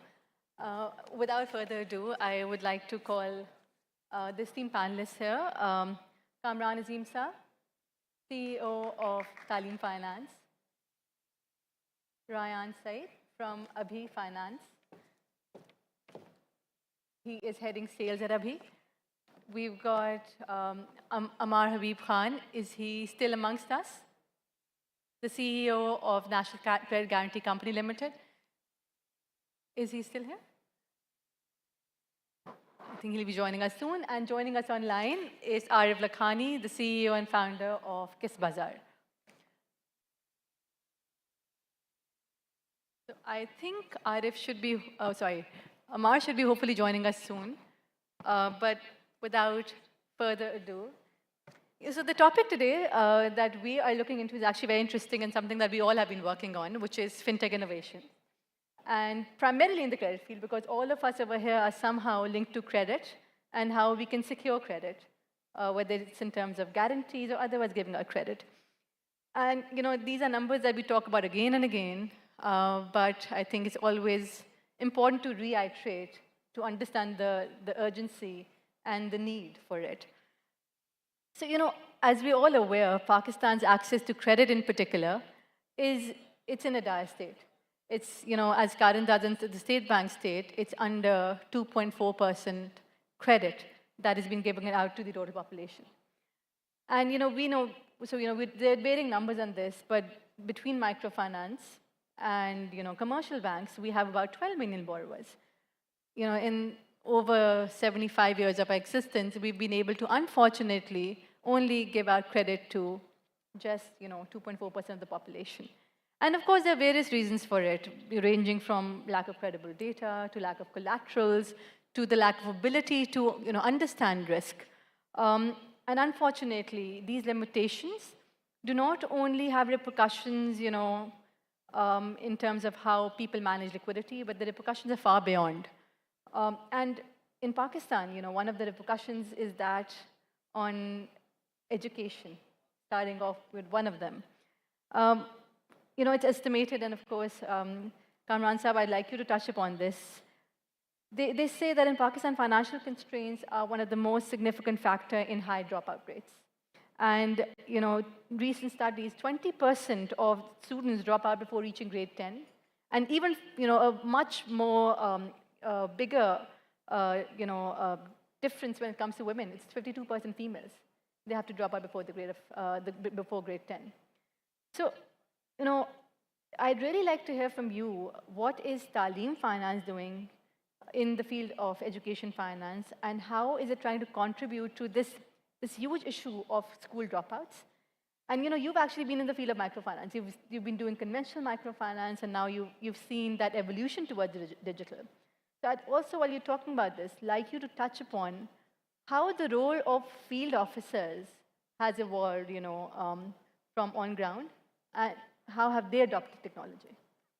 So thank you so much, Noreen, for this question. And before the panel, we were discussing that we've got to innovate in this panel and have a discussion amongst us as well, including the audience. So we're going to be probably talking to each other more.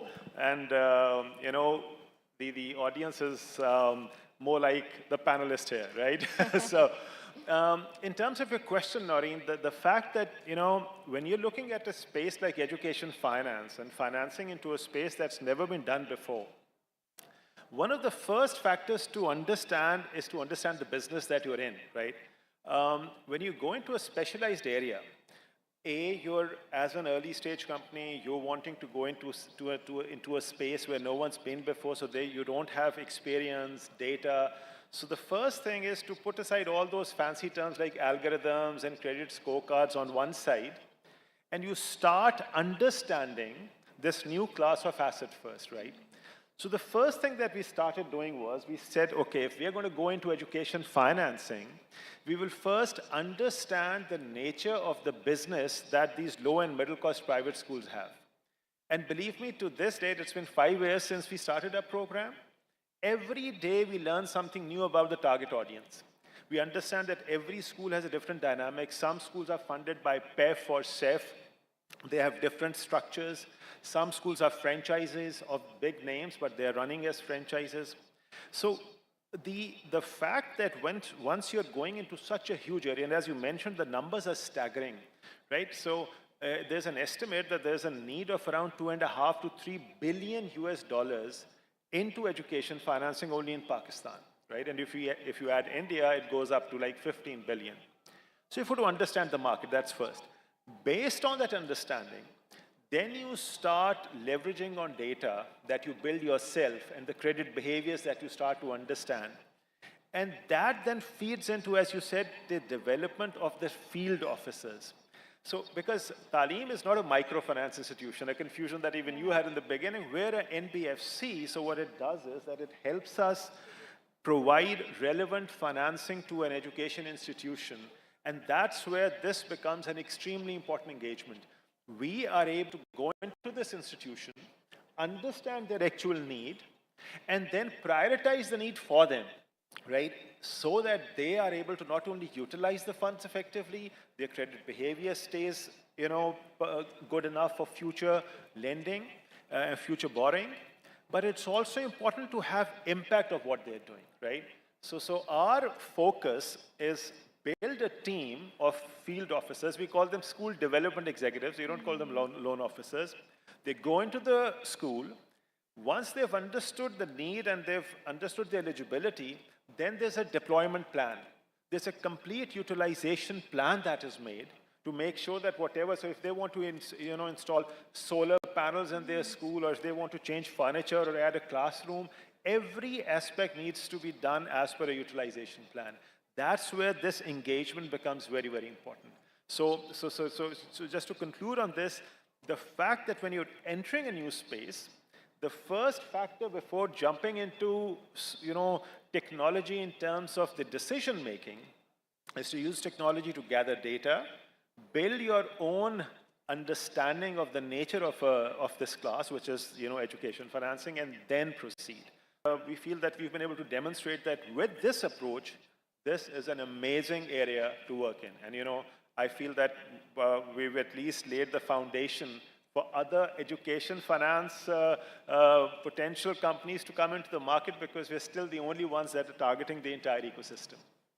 Kamran Sahab, thank you so much. And that's actually a very interesting approach.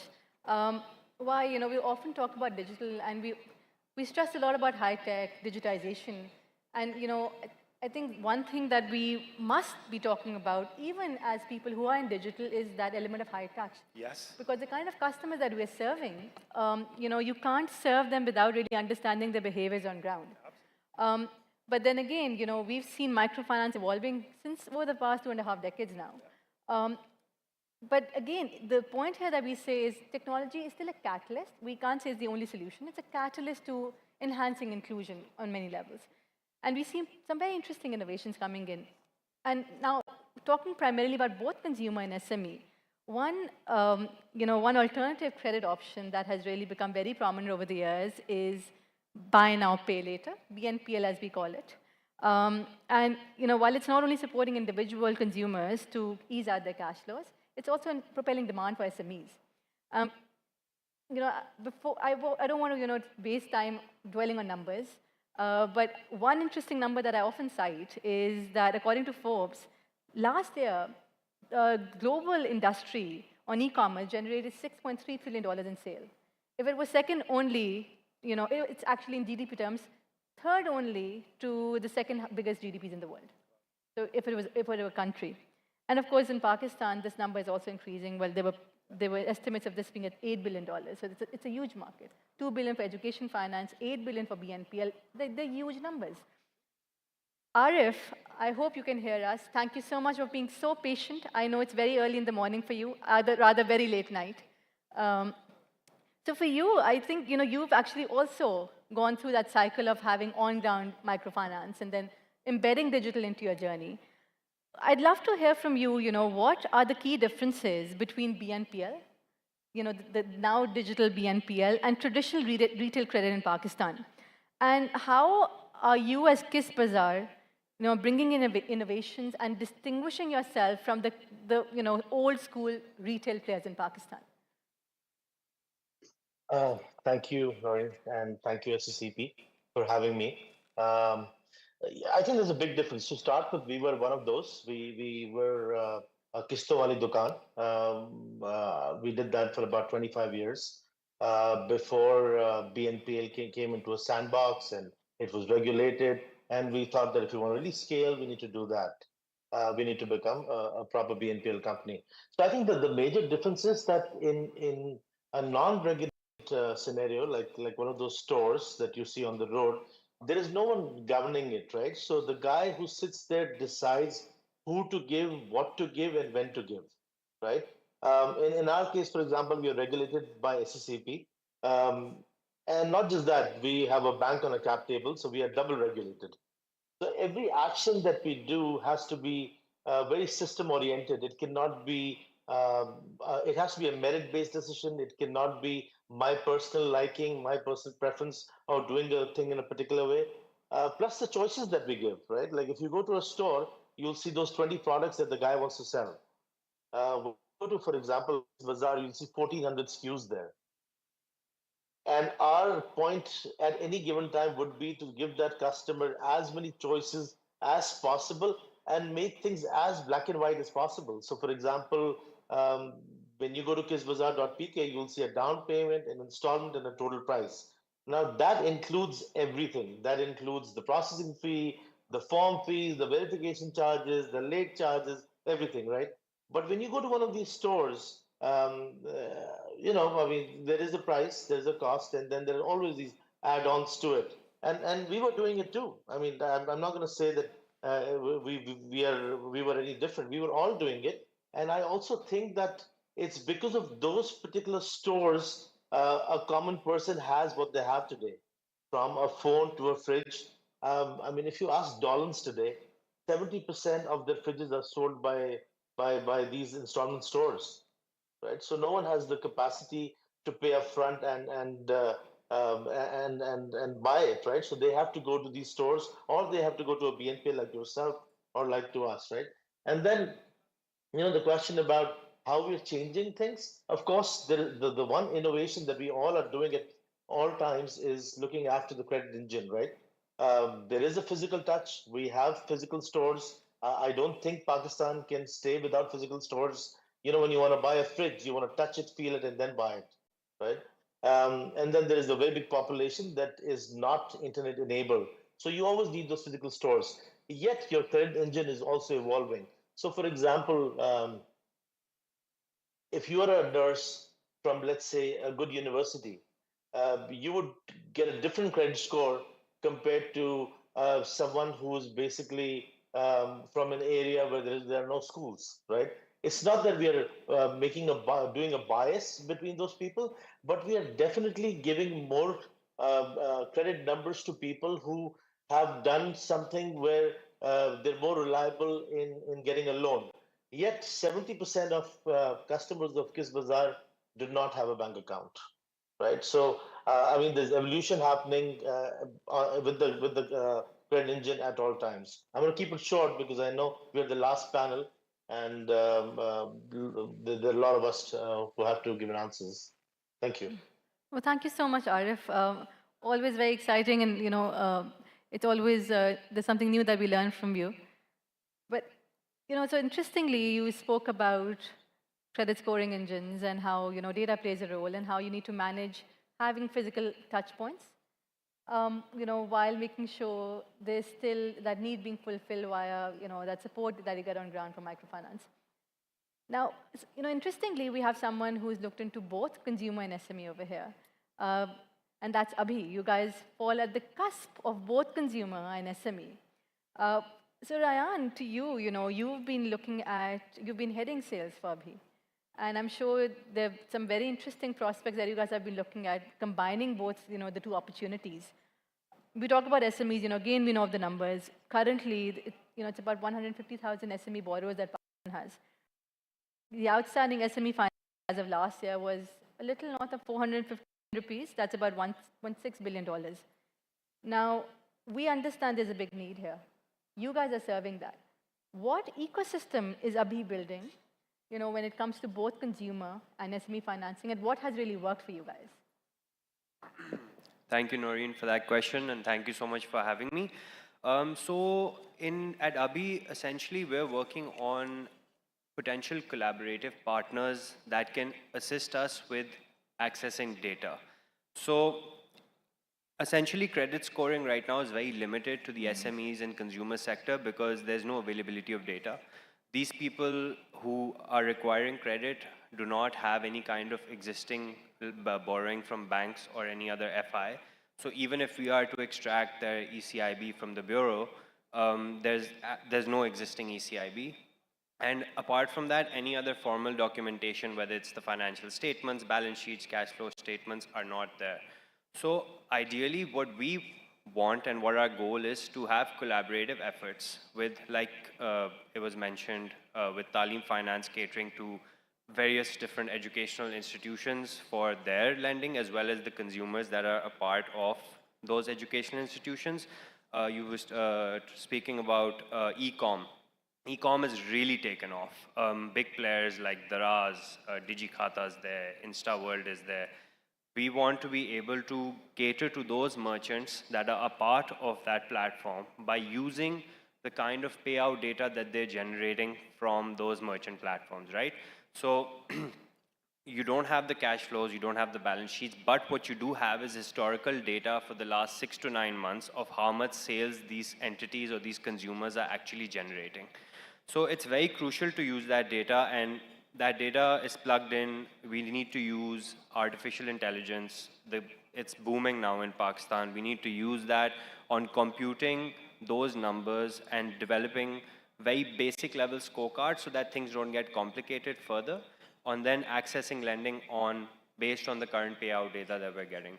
I feel that nobody should be restricted from credit. Abhi's motto is promoting financial wellness in Pakistan, whether it's through our earned wage access product, which we're essentially giving to consumers, but it's a B2B2C, so we initially have to onboard the company. But when it comes to the SME lending part, even working with blue chips or corporate entities in the country, the concept of reverse factoring is something which has not really been explored, where the receivable of those SMEs or micro SMEs, if they're called, to get receivables from blue chips, like, for example, any big textile mill is buying thread or buttons from a smaller entity which does not have access to finance, and they are enabling that corporate entity to credit of, say, 30, 60 days so that they can maintain that business volume. They get stuck in terms of a cash flow crunch, and they really need working capital. So since the receivable is from that blue chip entity, we can leverage that and use that because, say, historically, that small vendor producing thread, for example, has been working with, say, Gul Ahmed for, say, 2, 3, 4 years. So we know what kind of payables and receivables they have at the end of the day. And we can leverage that data on then providing and issuing them financing based on the invoicing that they are doing to these big conglomerates. So there's a lot of different models, and data is very crucial. We want to use that data for leverage and eventually promote as much financial wellness. Like you said, there's a large scope, 150,000 SMEs in the country, and we've only done a set amount of 450 billion rupees in terms of TPV. We want to promote that further, and I would like to take this opportunity to come work with us and enhance this financial wellness all across Pakistan. Thank you so much, Rayan. And that spoke a true head of sales. You know, you didn't lose a single opportunity to call on partnership, which is amazing. But thank you. That's actually, very heartening to see. And of course, we need to have a collaborative effort to get, those numbers propelled. So Amar, coming to you, you've seen lending, right? And now you're working with, National Credit Guarantee Company, which is working on promoting credit, something that all us credit players, look out for. So, we know that the central bank, over the years has worked on different sorts of credit guarantee schemes. There was microcredit guarantee facility, which at the time was quite successful, but guarantees were hardly invoked. We have the credit guarantee scheme for SMEs and also, for women-led businesses. But unfortunately, as much as, my understanding is, these guarantees have hardly been called or even to a large extent used by banks. Now, two challenges that I see: one, of course, they're available only to banks. NBFCs are actually excluded because they're provided by the central bank. Now, with National Credit Guarantee Company coming in, what is the structure of guarantees that you're working around? And how are they different from the previous guarantees that were provided? So the problem earlier was largely a distribution problem, because when you've got the regulator also trying to be a participant in the market, obviously no one's going to take it up. I mean, no one's going to put a risky loan and the regulator says, hey, what are you doing? And then put a penalty on that. So the whole, let's say, objective of the regulator being a market player, everyone likes doing that, just doesn't work. A regulator should regulate, the market should be in the market. So this is why the whole guarantee structure was moved out. And we've created a completely independent company whose sole purpose, I always say, is essentially to do risk. That's it. If you're asking what's the objective, our objective is to evaluate risk and price that risk in a fair manner. What was happening earlier was when you got guarantees, they were not priced. There was no price. It was available for free. So, you were not really pricing risk. But we've got to price risk such that we really get to the bottom of it. For example, you're doing some education finance, you go and doing supply chain finance. These are agri-finance. You've got different types of risks, and these will have different prices. So our objective here is for all financial institutions, they can come, they will have different portfolios, they will have different credit metrics. The better the credit metrics, the more their predictability, the lower the risk associated with that. And then you pay a fair price for it. The problem is, over the last, I would say, decades at this point, we haven't really been pricing risk here. It's just pricing liquidity. The central bank injects liquidity, you've got surplus liquidity in the system, you don't know what to do with it, you start doing stupid things with it. It's time to actually start pricing risk. And one more reason for that was, earlier there were no capital allocations associated with risk. Now, finally, we're moving towards an era where you've got ECLs, losses in place, and you've got to take losses, and those that are dependent on your probability, your default, and everything. So risk is the regulators are taking a more serious approach towards estimating or pricing risk. And this is where we come into play. So the objective primarily is to price risk for whatever it is and allow a fair marketplace for all financial institutions to operate, whatever the regulator. Just for my understanding, and that's really interesting, when you say price risk, the previous guarantee structures talked about first or partial loss guarantees, usually 40 to 60%. And as you said, risk was never really taken into consideration. That said, as we know, credit is already very expensive for institutions, really. And then it's not only credit, there's also cost of risk, which is default. Both of these are already high costs for lenders. But when you're talking about the respite, which is the credit guarantee here, when you start pricing that as well, don't you think for institutions that is an additional cost? Is that actually an enabler? So that's what I'm saying. We've never really done any risky lending. 70% of the banking book is basically the sovereign. Another 20% is large corporates. Another 5% is bank employees. So whatever 5% is rest, that's all the essentially risky lending we're doing. So we haven't really done any risky lending, and hence that has not been captured in the price. For example, if you go in the market, I mean, any NBFI, you go out there, SMEs are borrowing at as high rates at 50%, 60%. So that is the market clearing rate for SME lending because they're borrowing, they're paying back as well. And so you go to any bank, 80% plus, and you've got some NBFIs with severe liquidity constraints, capital available, which we would want to unlock through guarantees. That lending rate is gradually going to come down. Well, thank you for that. And I'd love to, pour your brains later, maybe, on understanding what kind of guarantees you're providing. So I think you guys are working with banks and other financial institutions, and it's very seldom that fintechs and usually lenders actually collaborate amongst themselves to support each other on causes that are common to them. And one such unusual case for Pakistan is actually that of Kis Bazar and Al-Falah. Arif, to you, I'd love to learn how has it worked with Bank Al-Falah? Because, this has been a partnership between two very similar models, but banks usually don't partner with fintechs and that too lending fintechs. How has that been? And how has that strengthened your BNPL offering? I'm assuming there's no one from Bank Al-Falah there right now, so I can speak my heart out. You should speak your heart out irrespective. Like Nadeem Saab said yesterday, right? Banks generally around the world don't recognize fintech. They feel that the work that fintechs are doing, the banks can do it themselves. But of course, that's not the case, right? If that was the case, then Stripe would not be valued more than JP Morgan Chase, right? So there's a job that the fintech is doing, that there's a job that the banks are doing. Very few banks, specifically in Pakistan, recognize that. Luckily, after months and months of conversations, Bank Al-Falah realized that and recognized the fact that to get to the people that we serve, they had to have someone like us in front. Hence, the partnership took place, and they bought 7.5% of our company. I mean, it's been great so far because we learned from them. If you want to do lending, I mean, I know this is a tech business, like we all say and like we all talk about, but it's also a lending business, right?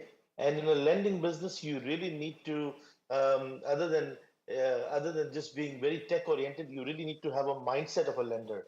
So we learned that from Bank Al-Falah.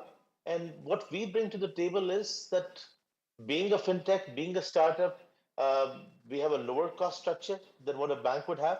So, for example, our average ticket size is about 65,000 rupees. I think if you ask a bank, the cost of acquisition or cost of a customer maintenance is about the same amount, right? So there's no way they can do that. Then we are nimble, right? Like you are, or like everyone else on this panel, which means fast decisions, no risk departments, no lengthy discussions on small things. And the last but most important part is that usually fintechs, usually tech companies are run by entrepreneurs. Entrepreneurs take way more risk than professional people in organizations like a bank. And if you really want to do something that's never done before, it has to be an entrepreneur doing it, right? So I think Bank Al-Falah realizes and recognizes it, and that's why they just didn't lead our seed round. They also came back in our Series A. So, I mean, I think a partnership like that is a dream come true for any fintech, right? That you have a bank on a cap table, which means that your recognition in the market is much better. People understand you. People give more value to you because they know there's a bank backing it. Even our suppliers, even our staff, for example, right? When we hire people, the new guy coming out of university, in his mind, he knows there's a bank behind us. He goes home and he tells his mom that, hey, I got hired in this startup, which is actually owned by a bank. So, double maza, right? Kind of a thing.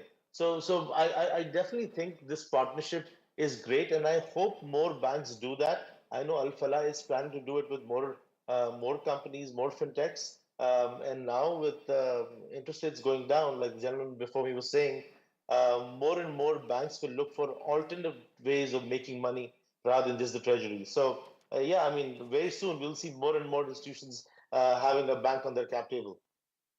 Thank you so much, Arif. That's actually very heartening to hear. And I hope more of us get to close such partnerships. And talking about that, I think, so a question to you, Kamran Saab. So, there are varying reasons for all of us of why financing in general, and of course, education financing itself, is tough to scale. For you, is it primarily a matter of funding, a matter of awareness, or regulatory issues? What is it? And if it is, that, just building up upon what Arif was saying, would public-private partnerships help you in this, this? Thank you, Noreen. That's a very important question, and that's right on the dot, because it's a mixture of all. When you're looking at a space like education financing, like Arif was talking about a loan size of 65,000, we're talking about a loan size of 5 million, right? So here's an entity that's never been lent before and requires 5 million to have impactful changes in its business. If you give them 50,000 rupees, they're going to spend it on their, marriage or something of them, and gifting something on someone's relative's marriage. But when you're looking at impactful lending, there's got to be partnerships at every angle, because now if I'm the financing partner, other than, of course, the regulatory support, because you've got to make sure that, securitization of such loans, because you've got to build a collateral. One of the biggest challenges we have is to register the collateral. The mortgages, it's a pain. I mean, you've got the entire process done, and then the mortgage doesn't get done because the patwaris are not sitting. And, there's such a lengthy process. So regulatory regimes come into play over there. But on the other partnerships, when you're engaging with an education institution, you have leverage as a financial entity to then speak to edtechs and other such entities that have tried to work in this space and have failed. In Pakistan, in the last 5 years, I've met so many edtech solutions that are absolutely irrelevant for the space that we're operating in. And that's the majority space. So you're talking about edtechs, they're talking about 5% of the potential target market, right? The only reason why they don't want to go into this space is because they don't have any leverage in that space, right? But if an entity like Taaleem Finance is going into those low and middle cost private schools, giving them that 5 million rupee loan, then has the leverage to start introducing school management systems, edtech solutions, other factors. That's where partnerships come in. We can't do the entire thing ourselves. So it's a bit of everything. This is such a huge agenda that and especially when a donor comes in, for example, you're looking at commercial finance, we're also looking at, guarantee mechanisms. But when a donor comes in, so we were attending this Asian Philanthropy Network event a few days ago. One of my managers was there, and he said the biggest challenge is that how do you make sure that these grants get to the real entity and they're put to good use, right? So that's where, when you're creating a financial relationship with this entity, you can then start, using those partnerships, build that, ability to have real things done, because, they will not spend on teacher training or teacher capacity building, for example. You need grants for that. If no education institution is going to ask for a loan to invest on their teachers, but if we've invested in their capacity building, they're able to have more students because of that. Now a partnership with a teacher training institution fits in right at the right moment, right? There are government teacher training institutions, there are private training institutions. That's where partnerships can be formed. So it's a bit of everything, but to sort of conclude on this point, it requires alignment of the entire ecosystem to be looked at as one big piece.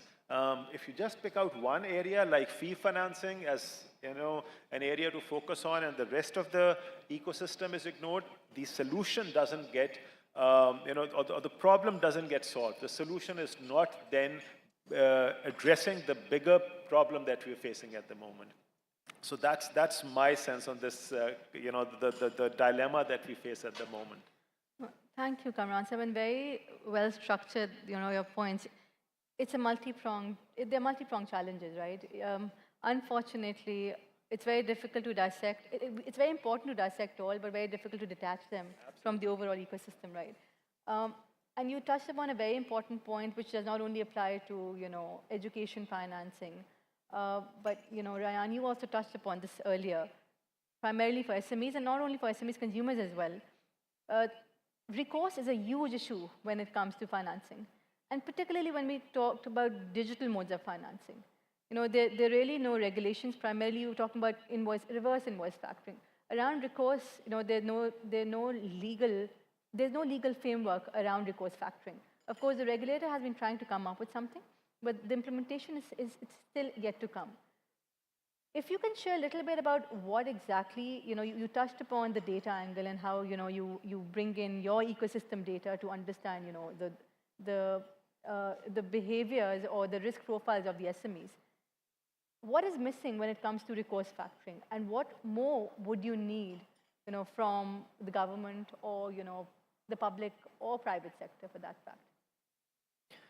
So that's a very valid question.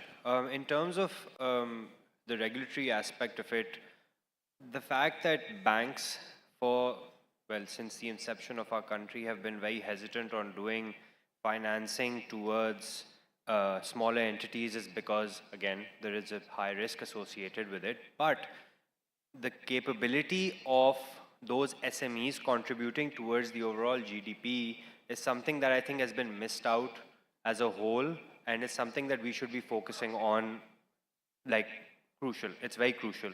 When I look at Abhi and how Abhi has, in terms of the framework and the data aspect that I was talking about, apart from data, honestly, there is no other factor that we could take into account, because there is no regulation that is bounding those entities to submit their financial statements at the end of the year. The main crucial factor is this. Omer Ehsan from Hubble was touching upon this in a breakout room earlier, that if there's a certain individual, say he is selling metal rods for say 10,000 rupees, and his margin on distribution is about 1.5%, there's no way that he's going to pay tax on it, right? So he's going to try conducting his dealings in cash. The main aspect is the tax restriction that if an individual is filing their taxes, they still have the PNWS, which is called the personal net wealth statement, is either generated, or his tax returns are generated, based on which we can also potentially do credit underwriting. So promoting tax filing and promoting, like FBR promoting transactions taking place through in a more regulatory manner is very crucial, so that we can get that data. Apart from the entities that they're working with, Amar was also working with Credit Book, and that, like, how they were catering to different SMEs as well. So if I were an FI and I were to work with Credit Book, or to work with other SME financing platforms, apart from just the data that they are generating in terms of payouts, receivables, payables, there's no actual aspect which can be catered to unless the individual is a taxpayer, because even the bank statement of the individual does not reflect enough credit throughput on a yearly basis to then give him a certain amount of lending, because most of the dealings or transactions, whether it's buying or selling, is done through cash. So it's it's an undocumented sector, and this is something that I believe should be incentivized by the FPR or the regulatory authorities on how they can incentivize these entities, these small entities, to, instead of not working in the tax regime, but essentially incentivizing them so that they can be a part of it as well. And then if they need access to credit or access to lending, it's much more easier for them to avail that going forward. Thank you so much, Ryan. I think this is what we as a sector have been trying to pull off for since a while, is getting all the different agencies and the institutions come together to pull in data repositories, no matter which different source they come in from.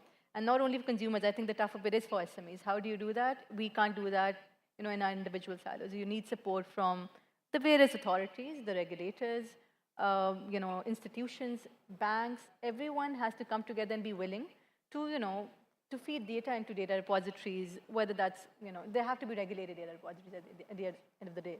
But thank you so much for sharing that. Amar, coming to you, and we have been asked to come towards concluding the panel, but I think it brings us to a common, a lowest common denominator here, which is at the end of the day risk for all of us, whether it's operational, liquidity, credit, and you're actually in the midst of it. Now, you yourself as an entity have to manage risk. Or, you said you have to assess risk and price it. And, for credit guarantee schemes, one of the biggest challenges that we've seen is, unfortunately, the sustainability or the continuity of these, these initiatives. Even, we saw with the MCGF that was, transferred to, I think it was Karandas. Under Karandas, it was transferred to Parvaz, and then, of course, now I understand it's under National Credit Guarantee Company. Now, what is it that you guys are doing to, number one, effectively understand risk? You mentioned, you're understanding data. But how will you ensure that you're effectively managing the defaults that are also going to come through to the credit guarantee schemes? And how will you ensure, government policies and incentives to make sure that continuity carries on? And so I'm just going to make it a little double-pronged. The challenge here is that the credit ultimately has to come in from the well-funded financial institutions, which are primarily the banks. How do you bring this entire ecosystem together? That's a lot of responsibility. So yeah, I mean, it's a loaded question. Everything's in it. So I would say it's not really a solely risk problem. It's also a distribution problem. Getting to an SME or a small customer, the cost is very high.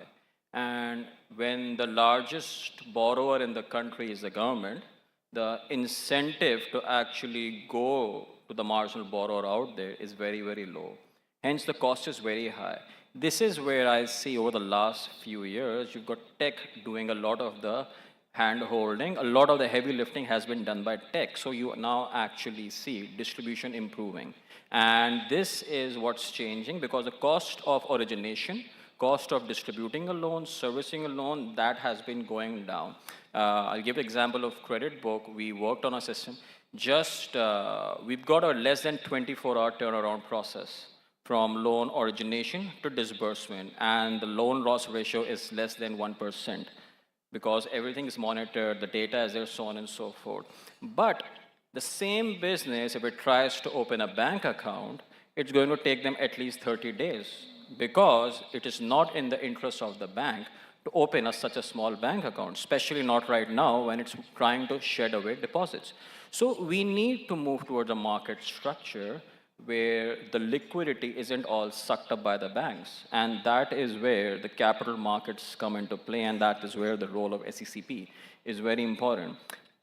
Globally, if you look at the trend of the last 10 years, 15 years, most funding has been generated through the capital market rather than the banks, because the cost of funding is cheaper through capital markets. Because there is more competition, there are more participants. So we need more participants in the capital market. Now, the problem here is that there's a lot of cannibalization that starts happening, and, people are like, we can't really do this, so on and so forth. So the structure of market needs to change such that liquidity is available.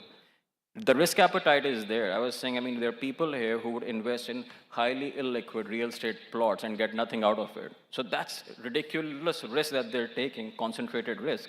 So if they're fine with that, someone can take a risk on SMEs as well. That's not a problem. The liquidity is a problem. Getting that liquidity to that SME through a specific channel, that is the challenge here. You talked about defaults. Default cycles are part and parcel. I think what we do is we get scared whenever there's a loss. A classic example is of security markets. This market hasn't had a market is short for the last maybe 15 years at this point, because once a loss happened and everyone got scared, okay, we're not going to allow short selling. Same goes for a lot of credit card portfolios. So if a loss is part and parcel, there will be default cycles. Defaults will increase, you will learn, defaults will decrease. But if you go into something and say, okay, you know what, if there's a loss, I'm going to completely snap out of it, that it doesn't work like that. So that continuity needs to be there, the vision needs to be there, the understanding needs to be there, that there will be losses. We will absorb those losses, and then we're going to learn from those losses. Because if you're not going to take a risk, you're not going to do anything other than lend to the government. So, and this is exactly what's happening right now. And again, a lot of the structural change that's largely going to come when the government becomes the marginal borrower there, because then there's enough liquidity and that liquidity needs to find a place. Then you will see a lot of evolution happening, whether that's in terms of distribution, whether that is in terms of risk, or whether that is in terms of development of capital markets. Regarding guarantees, that is why we got created this completely dedicated institution to have a very long-term orientation, and such that there is consistency. There will be losses, but we have to learn from those losses and get better at times as well. And I think this is how the history of financial institutions have evolved basically across the world. Well, thank you, Amar.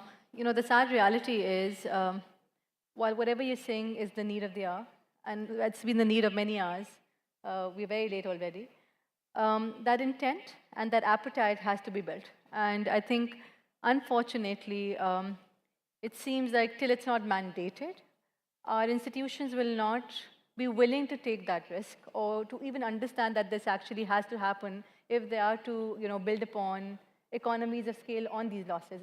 It has to be, someone has to start it. You know, the fintechs are taking that plunge right now. So yeah, you know, without taking more time, everyone, thank you so much for adding such valid points to our panel today.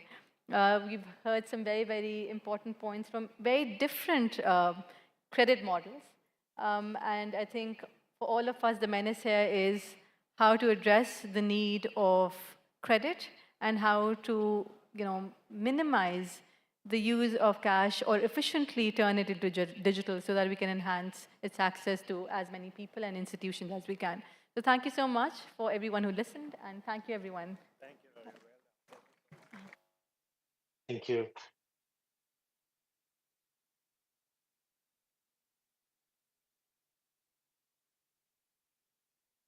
Thank you very much to our esteemed moderators and panelists. You may stand for a group photograph.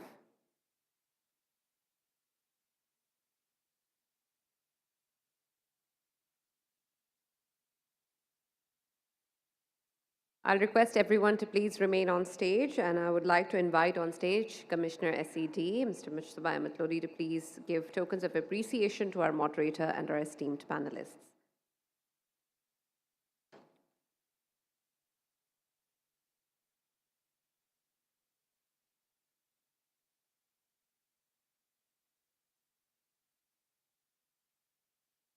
In no particular order, Mr. Amar Khan, CEO, NCGCL.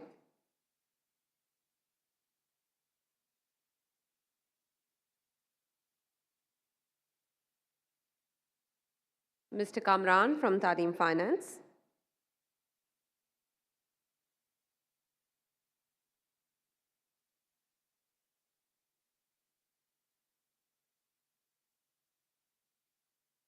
Syed Rayan from Abhi Private.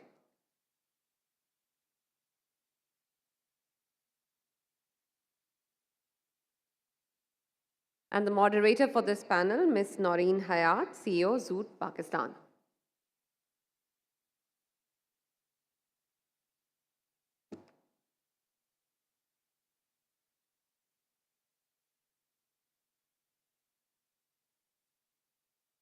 Thank you very much, everyone. You may stand once again for a group photograph.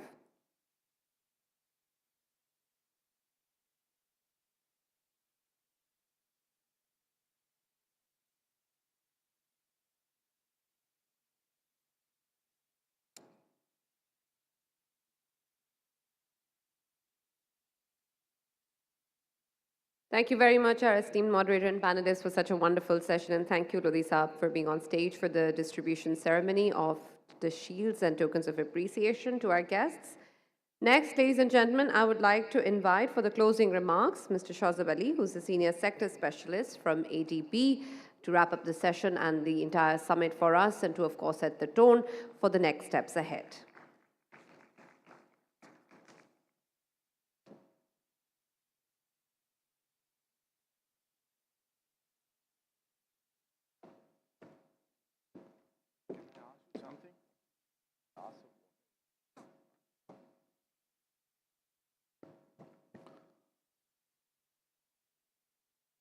Ji, Assalamu alaikum to everyone, and thank you very much.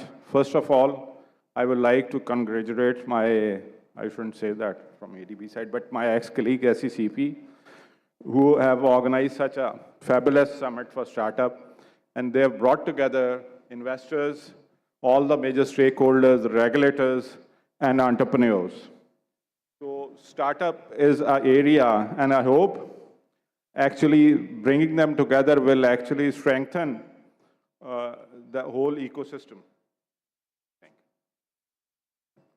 Will strengthen the whole ecosystem on which, at least for last 4 or 5 years, our institution, our regulatory institutions specifically are working very hard to bring in new investment and bring in new entrepreneurs and try to address the issues faced by the businessmen over there. So just like to sort of highlight the importance of startups and economic development. I always sort of believe that startups have been something which are very transformative for the economy. And considering the fact that Pakistan is a very unusual country in terms of its informal economy, in terms of its high cash and circulation, in terms of non-inclusion on finance and development finance challenges.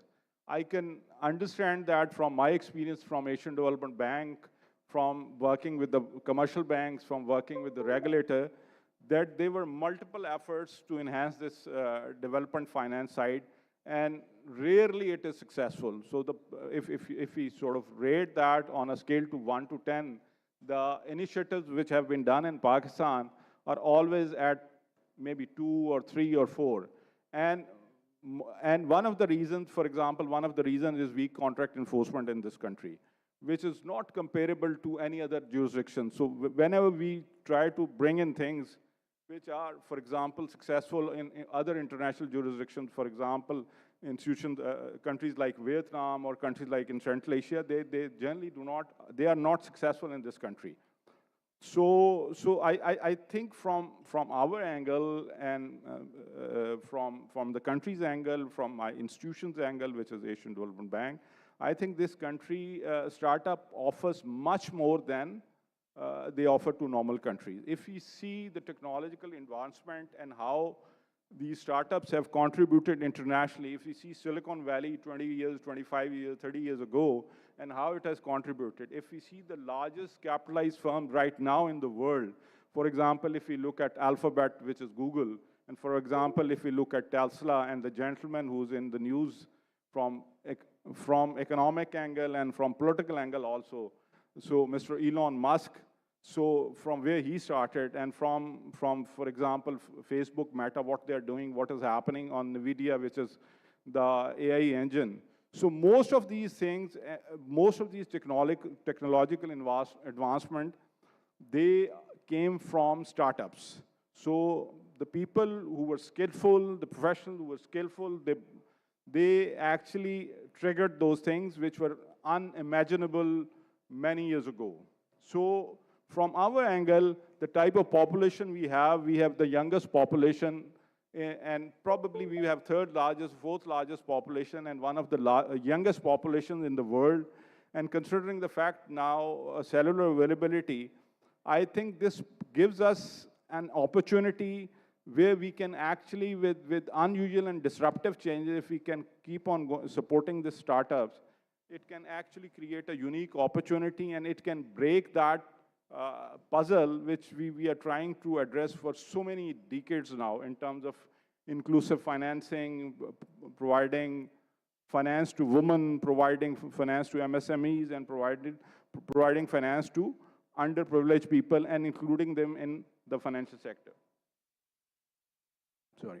So similarly, if we go to our neighboring country like India, what they have done in multiple sectors, what they have done in agriculture, what they have done on the payment side, what they have done on the e-commerce side, and if we see the multiple unicorns which have been created in India, and if we compare ourselves in terms of population, in terms of economy size, and if we compare ourselves in number of startups which have become unicorn, we are actually nowhere to be compared. So that again is actually an opportunity for the country like us. So, and the third important thing which actually these startups deliver is improving the competition and providing efficient products. So our larger companies, they generally are in their comfort zones. So what they do not actually work on improving customer services, and they are very comfortable in doing what they are doing because they are profitable, they are in a state of inertia. So what happens is that once these startups, they disrupt the industry, they create the environment for competition, and that's a perfect opportunity for investors, for businessmen. I think, and the fourth important thing which I want to mention here is attraction of investment. So in high-risk environments like Pakistan, where we always struggle to bring in investment, this is an area, because of its phenomenal returns, maybe if even 2 or 3 projects or 2 or 3 startups succeed out of 10, they provide the type of returns which can actually bring your portfolio returns to very high numbers. So it can actually attract investment both local and international for smaller companies, smaller startups. So these 3-4 things I really wanted to mention here, that these are great opportunities for countries like Pakistan, and they can actually provide us answers for very difficult questions which we are trying to sort of find out for so many years. Now moving on to ADB's commitment to the country and to this financial inclusion. Currently, we are doing a woman inclusive finance project. So that is a sector development approach where we have done sub-program 1, which was about $155.5 million. And under that, we are actually improving workplace for women. We are supporting women entrepreneurs and enhancing access to finance. Second sub-program, which we are currently processing and expecting to be approved next March, meaning March 2025. And the size of that program would be approximately $300 to $350 million, subject to our internal approvals and approval from Government of Pakistan. And that will again focus on these areas, and that will focus on access to finance bringing, and we are essentially targeting to bring liquidity from the banks and from the capital markets to women, MSMEs, and retail women, and through some credit enhancement products. So, and in terms of history, ADB has always supported capital markets of Pakistan, whether it be inception of SECP, making of SECP, and previous 2 or 3 programs on capital markets. So finally, I would like to thank Chairman and Commissioners of SECP and the management and staff for inviting us and providing us the opportunity to share the stage with them. And we are quite hopeful that we will keep on working on supporting the startup system and the ecosystem in this country. Thank you very much.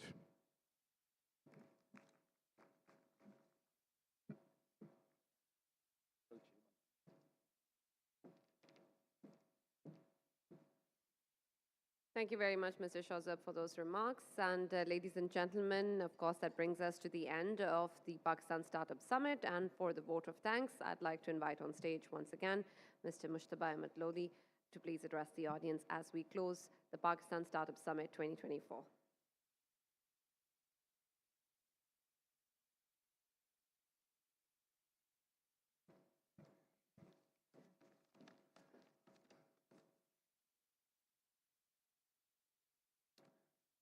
I know not many of you are here and everybody wants to go home, so I'll make it short.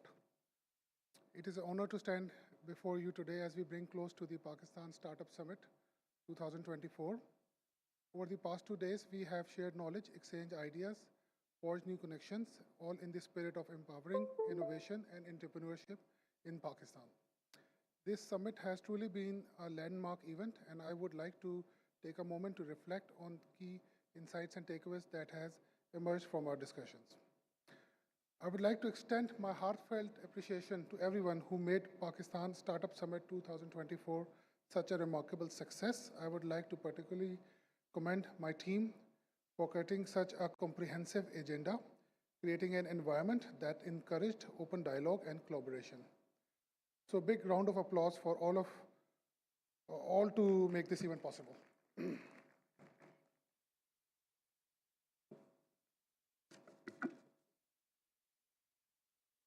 As we close this summit, I want to express my deepest gratitude to all of you for your participation, your insights, your unwavering commitment to shaping the future of Pakistan startup ecosystem.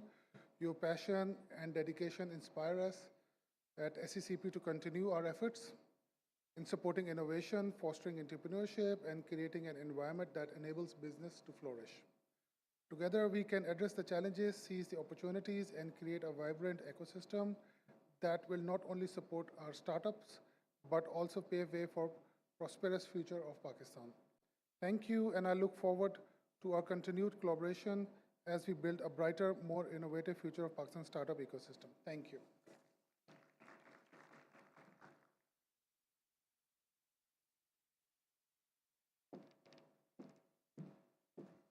Thank you very much, Lodi Saab, for those remarks. And thank you very much, ladies and gentlemen, and all the audience members who stayed with us till the end. Thank you very much for your patience and your time, and for all the stakeholders and panelists and experts that were part of this summit. And of course, a huge round of applause for SECP for organizing this summit. Thank you very much, everyone. Have a nice day, and we'll see you, inshallah, next year.